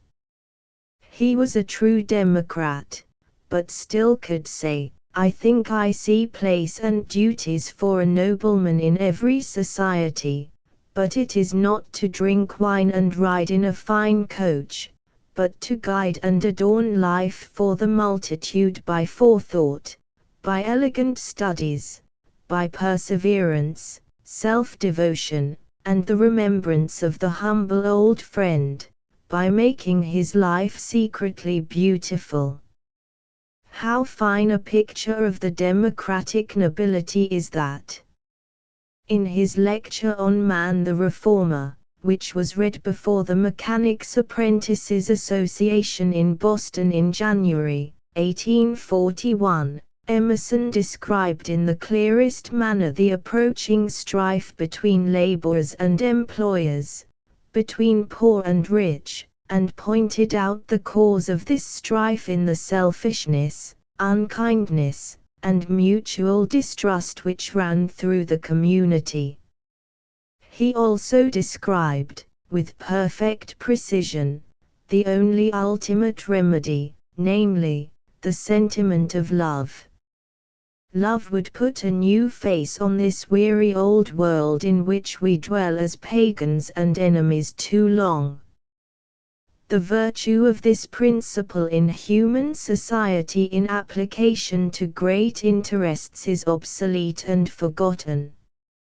But one day all men will be lovers, and every calamity will be dissolved in the universal sunshine. It is more than 60 years since those words were uttered, and in those years society has had large experience of industrial and social strife, of its causes and consequences, and of many attempts to remedy or soften it. But all this experience only goes to show that there is but one remedy for these ills.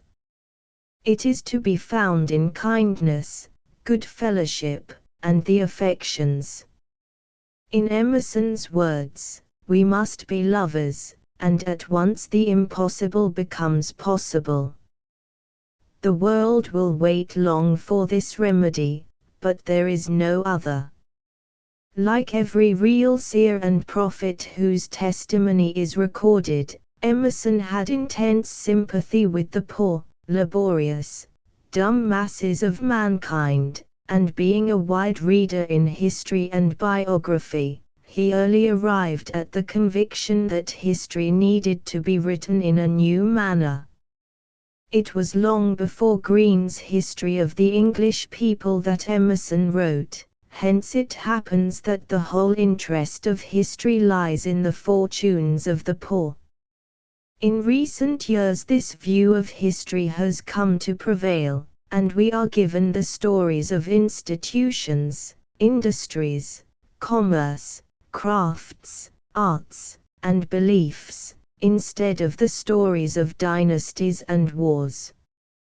For Emerson it is always feats of liberty and wit which make epochs of history.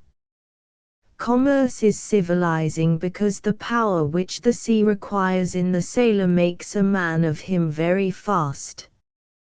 The invention of a house, safe against wild animals, frost, and heat, gives play to the finer faculties, and introduces art, manners, and social delights. The discovery of the post office is a fine meter of civilization. The sea-going steamer marks an epoch, the subjection of electricity to take messages and turn wheels marks another.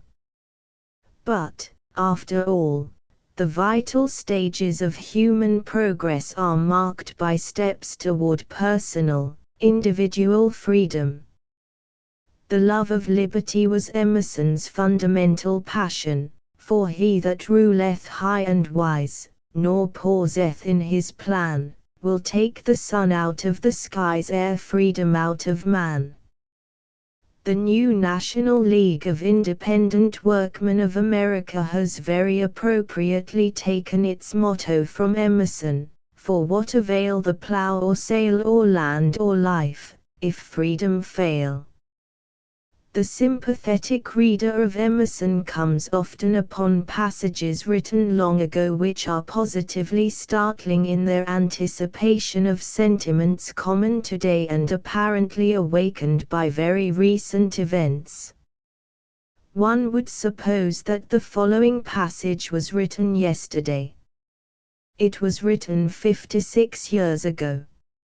And so, gentlemen, I feel in regard to this aged England, with the possessions, honors, and trophies, and also with the infirmities of 1,000 years gathering around her, irretrievably committed as she now is to many old customs which cannot be suddenly changed, pressed upon by the transitions of trade, and new and all incalculable modes, fabrics, arts, machines, and competing populations. I see her not dispirited, not weak, but well remembering that she has seen dark days before, indeed, with a kind of instinct that she sees a little better in a cloudy day, and that in storm of battle and calamity, she has a secret vigor and a pulse like a cannon.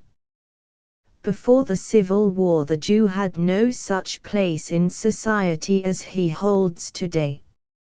He was by no means so familiar to Americans as he is now.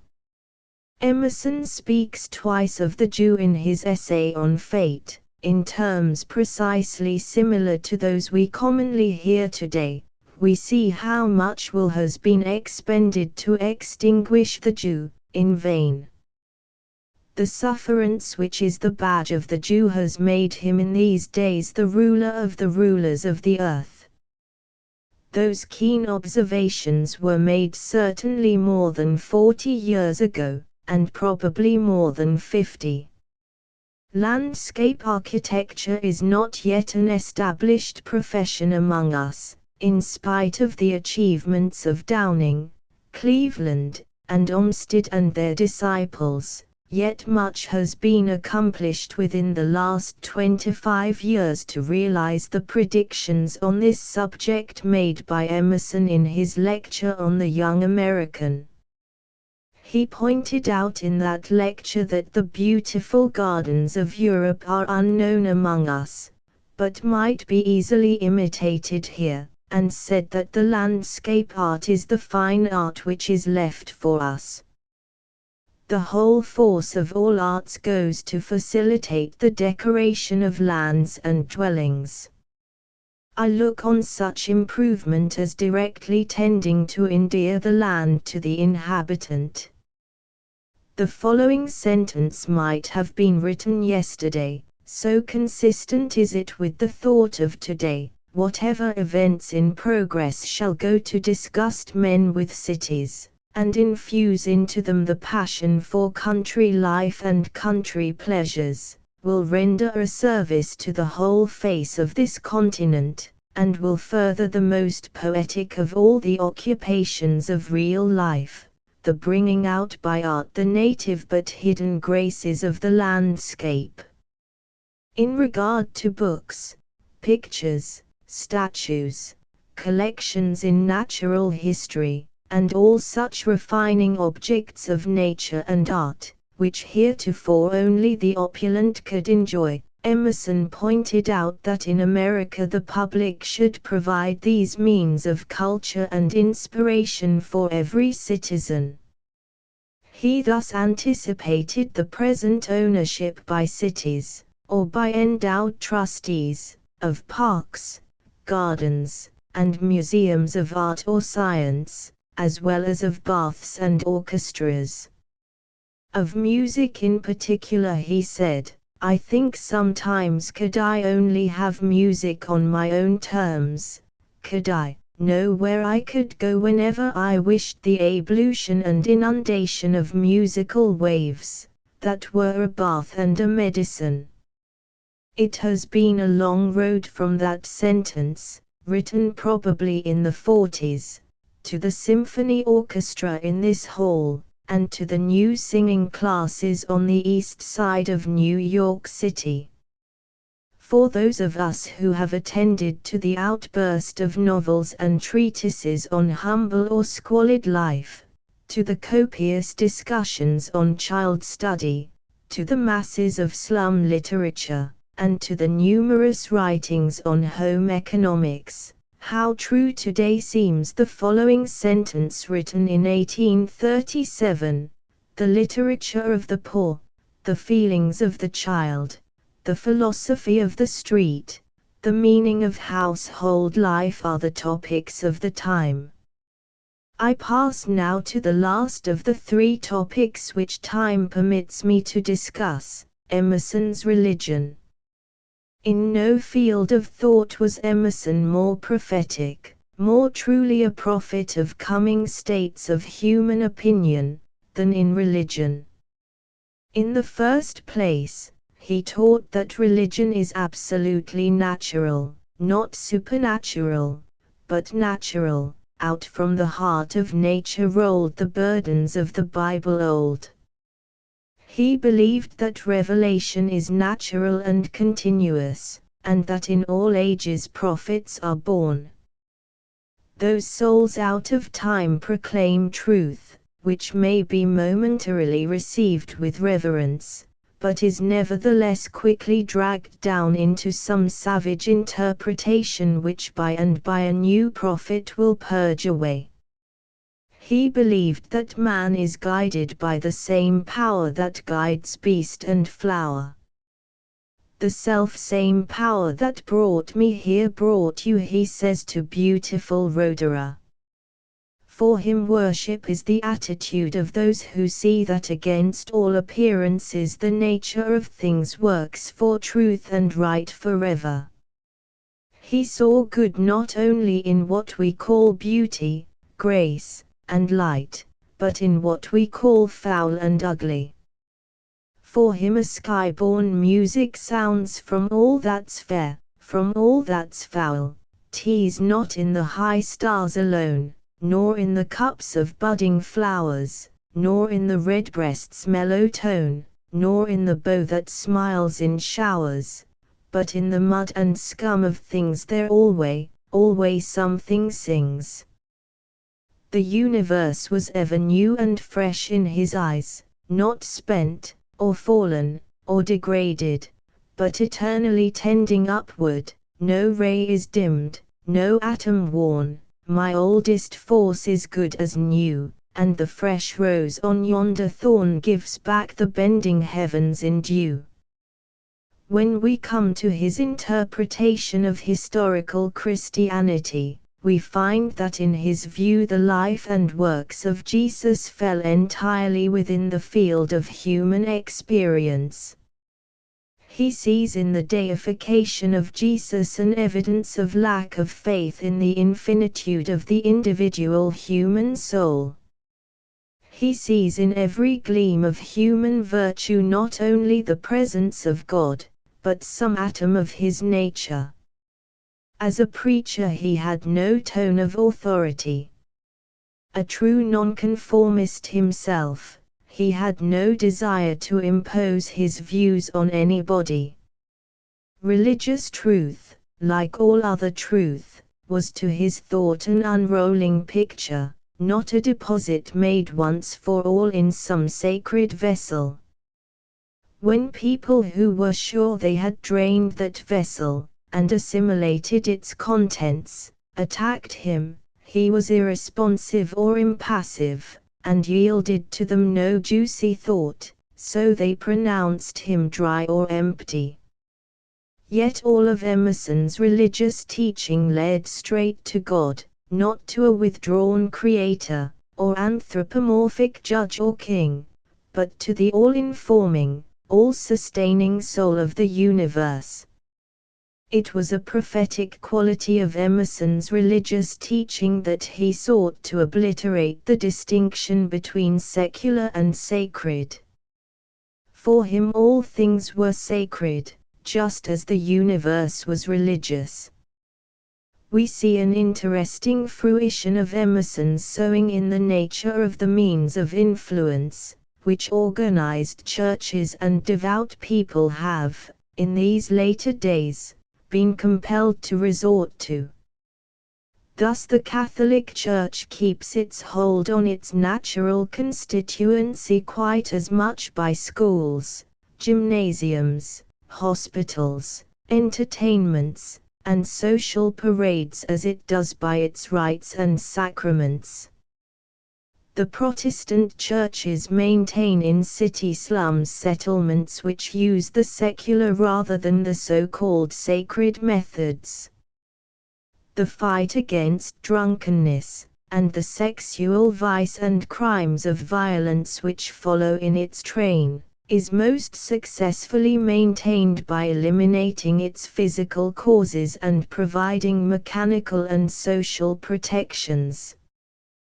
For Emerson, inspiration meant not the rare conveyance of supernatural power to an individual, but the constant incoming into each man of the divine soul which also inspires all men.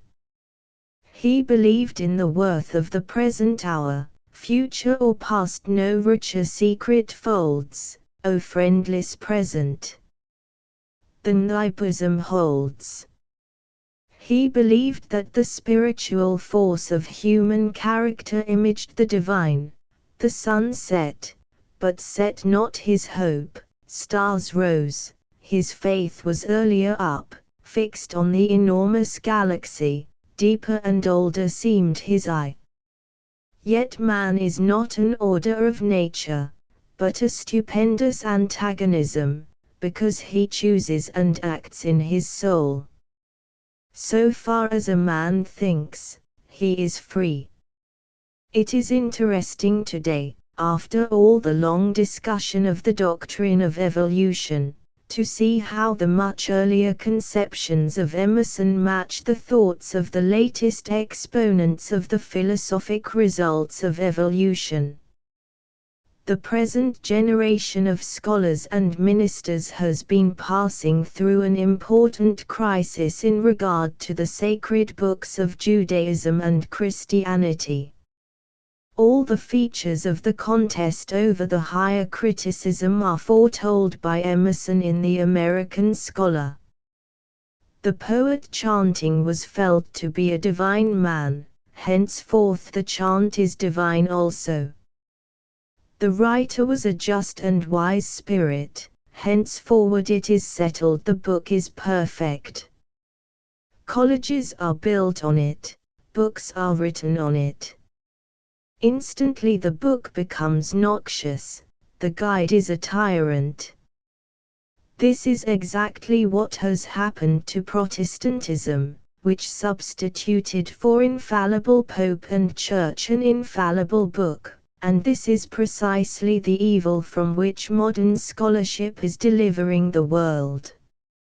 In religion Emerson was only a 19th-century nonconformist instead of a 15th or 17th-century one.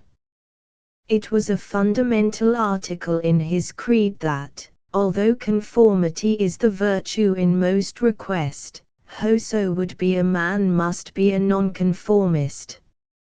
In the midst of increasing luxury, and of that easygoing, unbelieving conformity which is itself a form of luxury, Boston, the birthplace of Emerson, may well remember with honor the generations of nonconformists who made her, and created the intellectual and moral climate in which Emerson grew up.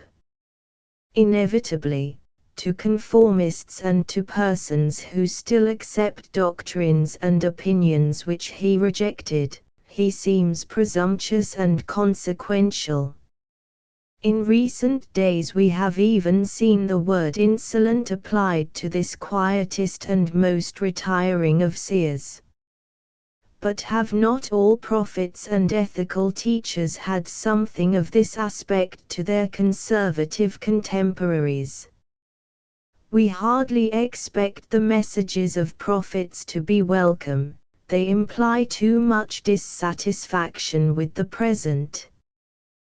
The essence of Emerson's teaching concerning man's nature is compressed into the famous verse, "So nigh is grandeur to our dust, so near is God to man, when duty whispers low, thou must," the youth replies, "I can." The cynic or the fall of man theologian replies, "Grandeur indeed, say rather squalor and shame." To this ancient pessimism Emerson makes answer with a hard question: we grant that human life is mean, but how did we find out that it was mean?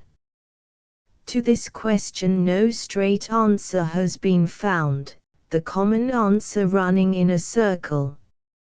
It is hard indeed to conceive of a measure which will measure depths but not heights, and besides, every measure implies a standard. I have endeavored to set before you some of the practical results of Emerson's visions and intuitions, because, though quite unfit to expound his philosophical views, I am capable of appreciating some of the many instances in which his words have come true in the practical experience of my own generation. My own work has been a contribution to the prosaic, concrete work of building, brick by brick, the new walls of old American institutions of education. As a young man I found the writings of Emerson unattractive, and not seldom unintelligible. I was concerned with physical science, and with routine teaching and discipline, and Emerson's thinking seemed to me speculative and visionary. In regard to religious belief, I was brought up in the old-fashioned Unitarian conservatism of Boston, which was rudely shocked by Emerson's excursions beyond its well-fenced precincts. But when I had got at what proved to be my life work for education, I discovered in Emerson's poems and essays all the fundamental motives and principles of my own hourly struggle against educational routine and tradition, and against the prevailing notions of discipline for the young. So when I was asked to speak to you tonight about him, although I realized my unfitness in many respects for such a function, I could not refuse the opportunity to point out how many of the sober, practical undertakings of today had been anticipated in all their principles by this solitary, shrewd, independent thinker, who, in an inconsecutive and almost ejaculatory way, wrought out many sentences and verses which will travel far down the generations. I was also interested in studying in this example the quality of prophets in general. We know a good deal about the intellectual ancestors and inspirers of Emerson, and we are sure that he drank deep at many springs of idealism and poetry.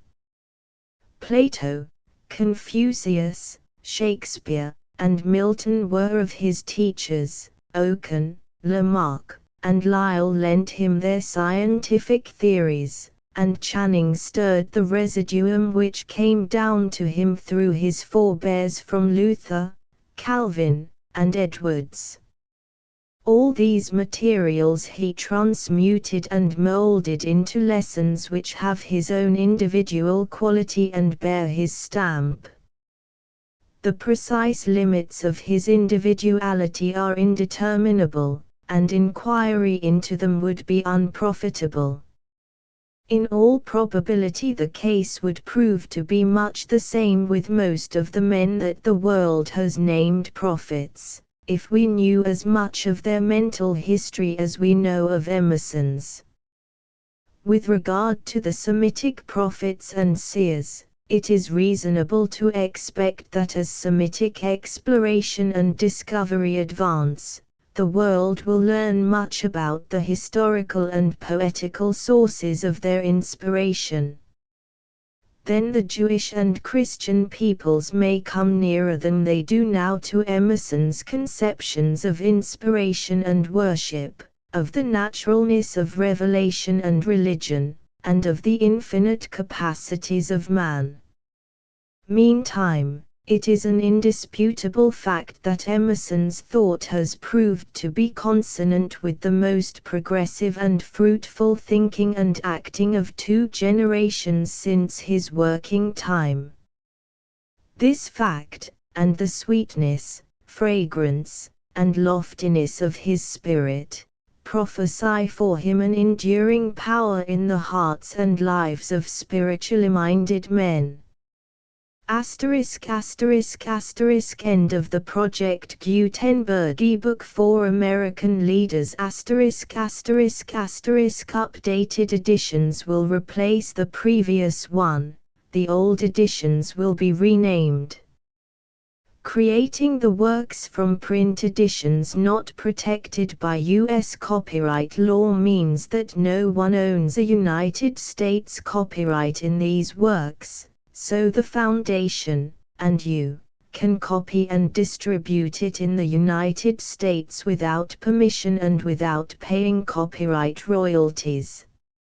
Special rules, set forth in the general terms of use part of this license, apply to copying and distributing Project Gutenberg trademark symbol electronic works to protect the Project Gutenberg trademark symbol concept and trademark.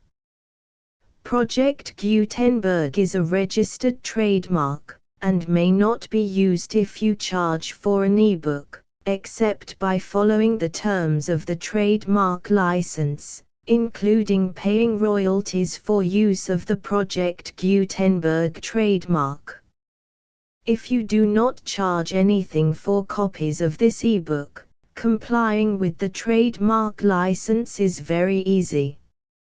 You may use this ebook for nearly any purpose, such as creation of derivative works, reports, performances and research. Project Gutenberg ebooks may be modified and printed and given away. You may do practically anything in the United States with ebooks not protected by U.S. copyright law. Redistribution is subject to the trademark license, especially commercial redistribution. Start. Full license. The full Project Gutenberg license. Please read this before you distribute or use this work to protect the Project Gutenberg trademark symbol mission of promoting the free distribution of electronic works.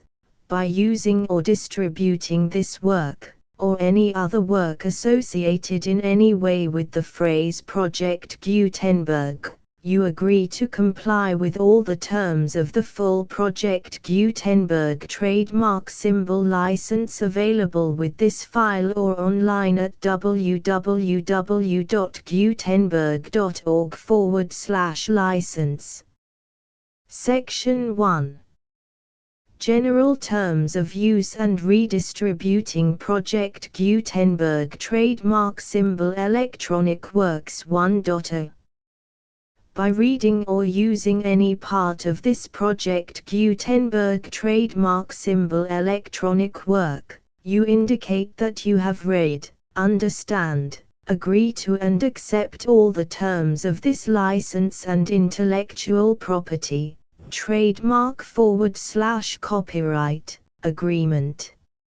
If you do not agree to abide by all the terms of this agreement, you must cease using and return or destroy all copies of Project Gutenberg trademark symbol electronic works in your possession. If you paid a fee for obtaining a copy of or access to a Project Gutenberg trademark symbol electronic work and you do not agree to be bound by the terms of this agreement, you may obtain a refund from the person or entity to whom you paid the fee as set forth in paragraph 1.e.8. 1.b. Project Gutenberg is a registered trademark. It may only be used on or associated in any way with an electronic work by people who agree to be bound by the terms of this agreement. There are a few things that you can do with most Project Gutenberg trademark symbol electronic works even without complying with the full terms of this agreement. See paragraph 1.c below. There are a lot of things you can do with Project Gutenberg trademark symbol electronic works if you follow the terms of this agreement and help preserve free future access to Project Gutenberg trademark symbol electronic works. See paragraph 1.e below. 1.c. The Project Gutenberg Literary Archive Foundation, the Foundation or PGLAF, owns a compilation copyright in the collection of Project Gutenberg trademark symbol electronic works. Nearly all the individual works in the collection are in the public domain in the United States. If an individual work is unprotected by copyright law in the United States and you are located in the United States, we do not claim a right to prevent you from copying, distributing, performing, displaying or creating derivative works based on the work as long as all references to Project Gutenberg are removed. Of course, we hope that you will support the Project Gutenberg trademark symbol mission of promoting free access to electronic works by freely sharing Project Gutenberg trademark symbol works in compliance with the terms of this agreement for keeping the Project Gutenberg trademark symbol name associated with the work. You can easily comply with the terms of this agreement by keeping this work in the same format with its attached full Project Gutenberg trademark symbol license when you share it without charge with others. 1.d. The copyright laws of the place where you are located also govern what you can do with this work. Copyright laws in most countries are in a constant state of change.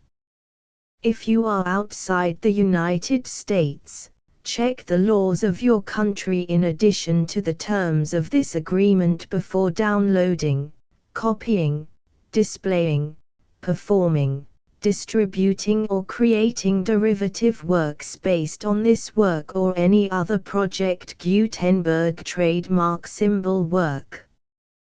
The Foundation makes no representations concerning the copyright status of any work in any country other than the United States. 1.e Unless you have removed all references to Project Gutenberg, 1.e.1. The following sentence, with active links to, or other immediate access to, the full Project Gutenberg trademark symbol license must appear prominently whenever any copy of a Project Gutenberg trademark symbol work, any work on which the phrase Project Gutenberg appears, or with which the phrase Project Gutenberg is associated, is accessed, displayed, performed, viewed, copied or distributed. This ebook is for the use of anyone anywhere in the United States and most other parts of the world at no cost and with almost no restrictions whatsoever. You may copy it, give it away or reuse it under the terms of the Project Gutenberg license included with this ebook or online at www.gutenberg.org. If you are not located in the United States, you will have to check the laws of the country where you are located before using this ebook. 1.e.2. If an individual Project Gutenberg trademark symbol electronic work is derived from texts not protected by U.S. copyright law, does not contain a notice indicating that it is posted with permission of the copyright holder, the work can be copied and distributed to anyone in the United States without paying any fees or charges.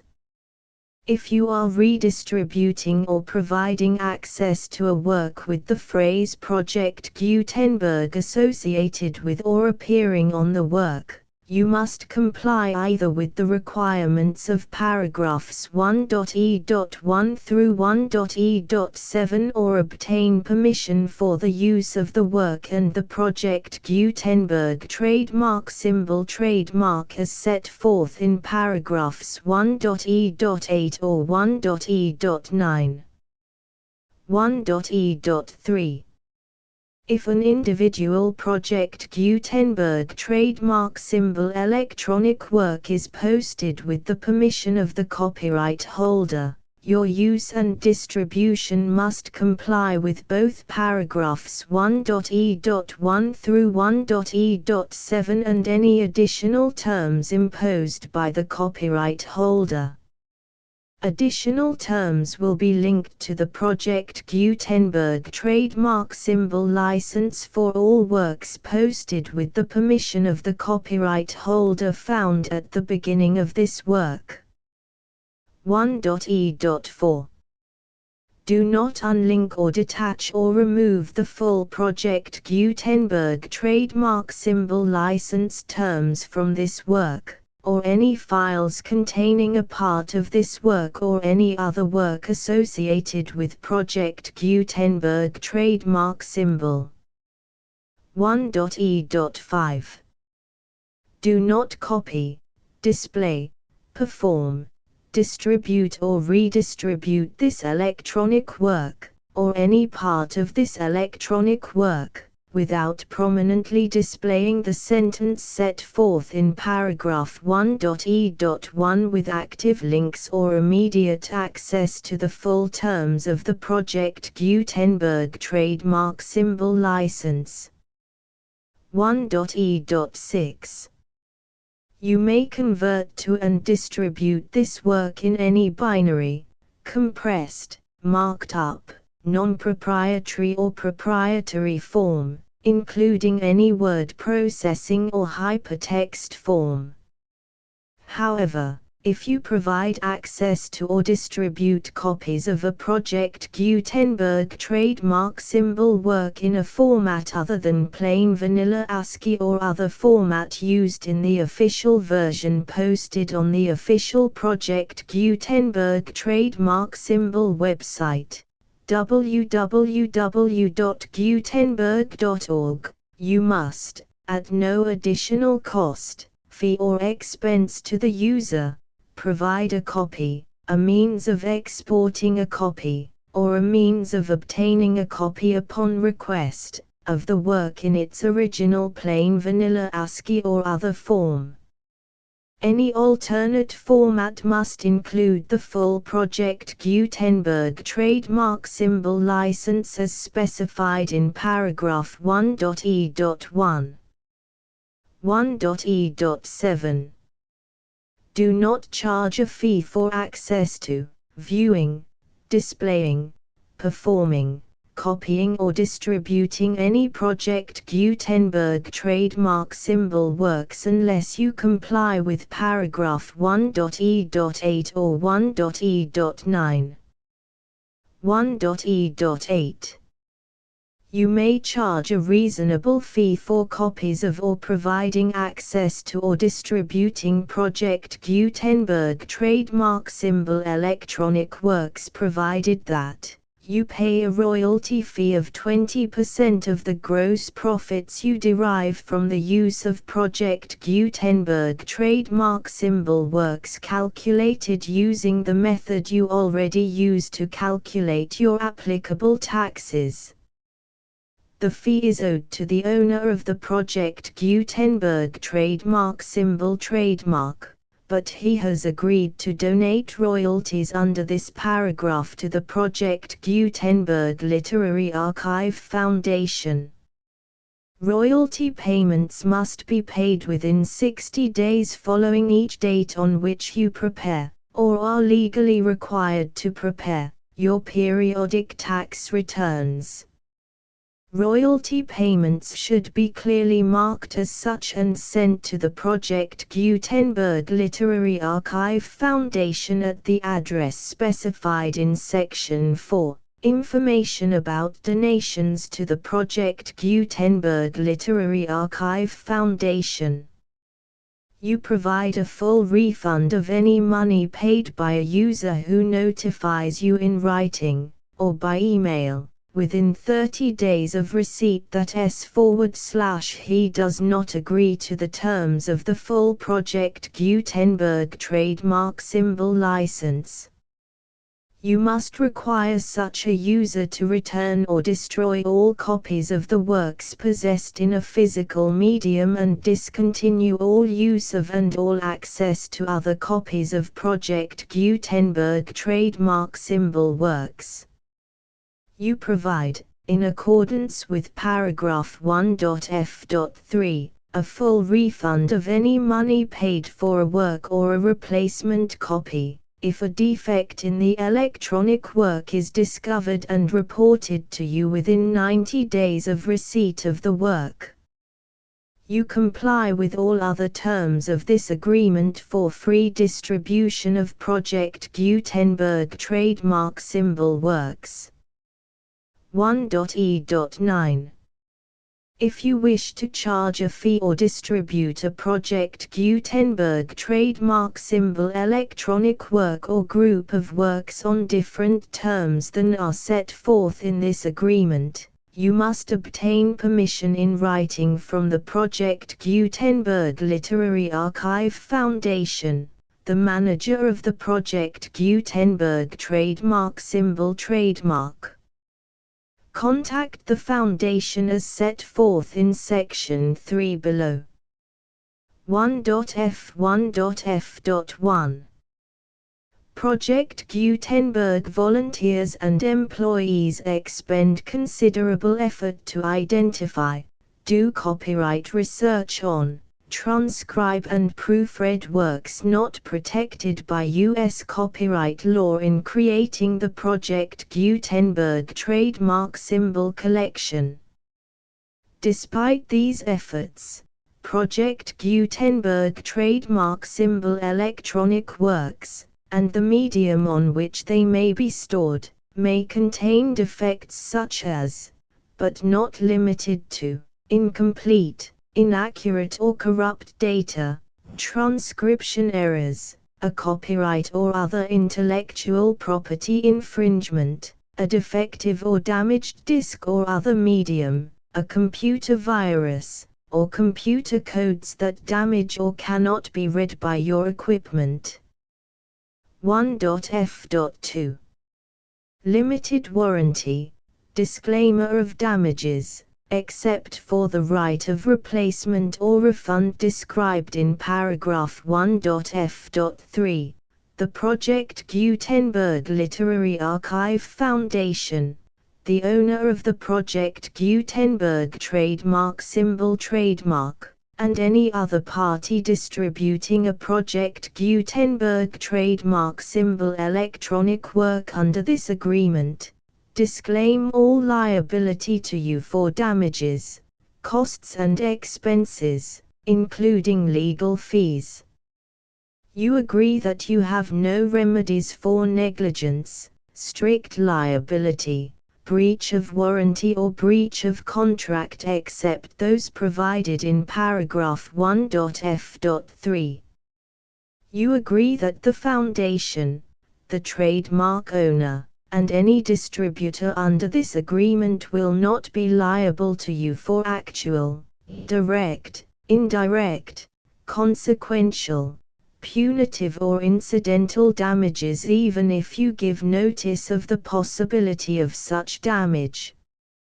1.f.3 Limited right of replacement or refund. If you discover a defect in this electronic work within 90 days of receiving it, you can receive a refund of the money, if any, you paid for it by sending a written explanation to the person you received the work from.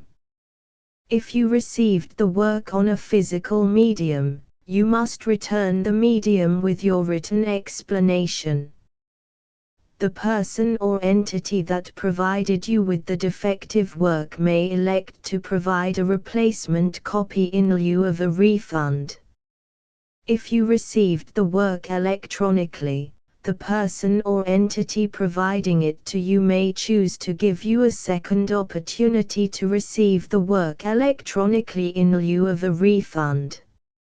If the second copy is also defective, you may demand a refund in writing without further opportunities to fix the problem. 1.f.4 Except for the limited right of replacement or refund set forth in paragraph 1.f.3, this work is provided to you as is, with no other warranties of any kind, express or implied, including but not limited to warranties of merchantability or fitness for any purpose. 1.f.5 Some states do not allow disclaimers of certain implied warranties or the exclusion or limitation of certain types of damages. If any disclaimer or limitation set forth in this agreement violates the law of the state applicable to this agreement, the agreement shall be interpreted to make the maximum disclaimer or limitation permitted by the applicable state law. The invalidity or unenforceability of any provision of this agreement shall not void the remaining provisions. 1.f.6 Indemnity. You agree to indemnify and hold the foundation, the trademark owner, any agent or employee of the foundation, anyone providing copies of Project Gutenberg trademark symbol electronic works in accordance with this agreement, and any volunteers associated with the production, promotion and distribution of Project Gutenberg trademark symbol electronic works, harmless from all liability, costs and expenses, including legal fees, that arise directly or indirectly from any of the following which you do or cause to occur. A. Distribution of this or any Project Gutenberg trademark symbol work. B. Alteration, modification, or additions or deletions to any Project Gutenberg trademark symbol work, and C. Any defect you cause. Section 2. Information about the mission of Project Gutenberg trademark symbol. Project Gutenberg trademark symbol is synonymous with the free distribution of electronic works in formats readable by the widest variety of computers, including obsolete, old, middle-aged and new computers. It exists because of the efforts of hundreds of volunteers and donations from people in all walks of life. Volunteers and financial support to provide volunteers with the assistance they need are critical to reaching Project Gutenberg trademark symbol's goals and ensuring that the Project Gutenberg trademark symbol collection will remain freely available for generations to come. In 2001, the Project Gutenberg Literary Archive Foundation was created to provide a secure and permanent future for Project Gutenberg trademark symbol and future generations. To learn more about the Project Gutenberg Literary Archive Foundation and how your efforts and donations can help, see sections 3 and 4 and the Foundation information page at www.gutenberg.org. Section 3. Information about the Project Gutenberg Literary Archive Foundation. The Project Gutenberg Literary Archive Foundation is a non-profit 501(c)(3) educational corporation organized under the laws of the state of Mississippi and granted tax-exempt status by the Internal Revenue Service. The Foundation's IN or Federal Tax Identification Number is 64-6221541. Contributions to the Project Gutenberg Literary Archive Foundation are tax-deductible to the full extent permitted by U.S. federal laws and your state's laws. The Foundation's business office is located at 809 North 1500 West, Salt Lake City, UT 84116. 801-596-1887.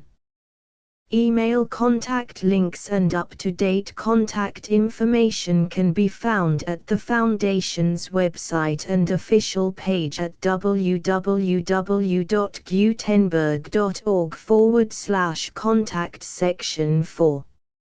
Information about donations to the Project Gutenberg Literary Archive Foundation. Project Gutenberg trademark symbol depends upon and cannot survive without widespread public support and donations to carry out its mission of increasing the number of public domain and licensed works that can be freely distributed in machine-readable form accessible by the widest array of equipment including outdated equipment.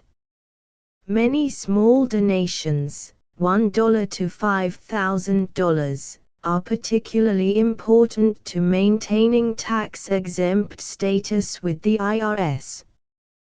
The Foundation is committed to complying with the laws regulating charities and charitable donations in all 50 states of the United States. Compliance requirements are not uniform and it takes a considerable effort, much paperwork and many fees to meet and keep up with these requirements. We do not solicit donations in locations where we have not received written confirmation of compliance. To send donations or determine the status of compliance for any particular state, visit www.gutenberg.org/donate. While we cannot and do not solicit contributions from states where we have not met the solicitation requirements, we know of no prohibition against accepting unsolicited donations from donors in such states who approach us with offers to donate. International donations are gratefully accepted, but we cannot make any statements concerning tax treatment of donations received from outside the United States. U.S. laws alone swamp our small staff. Please check the Project Gutenberg web pages for current donation methods and addresses.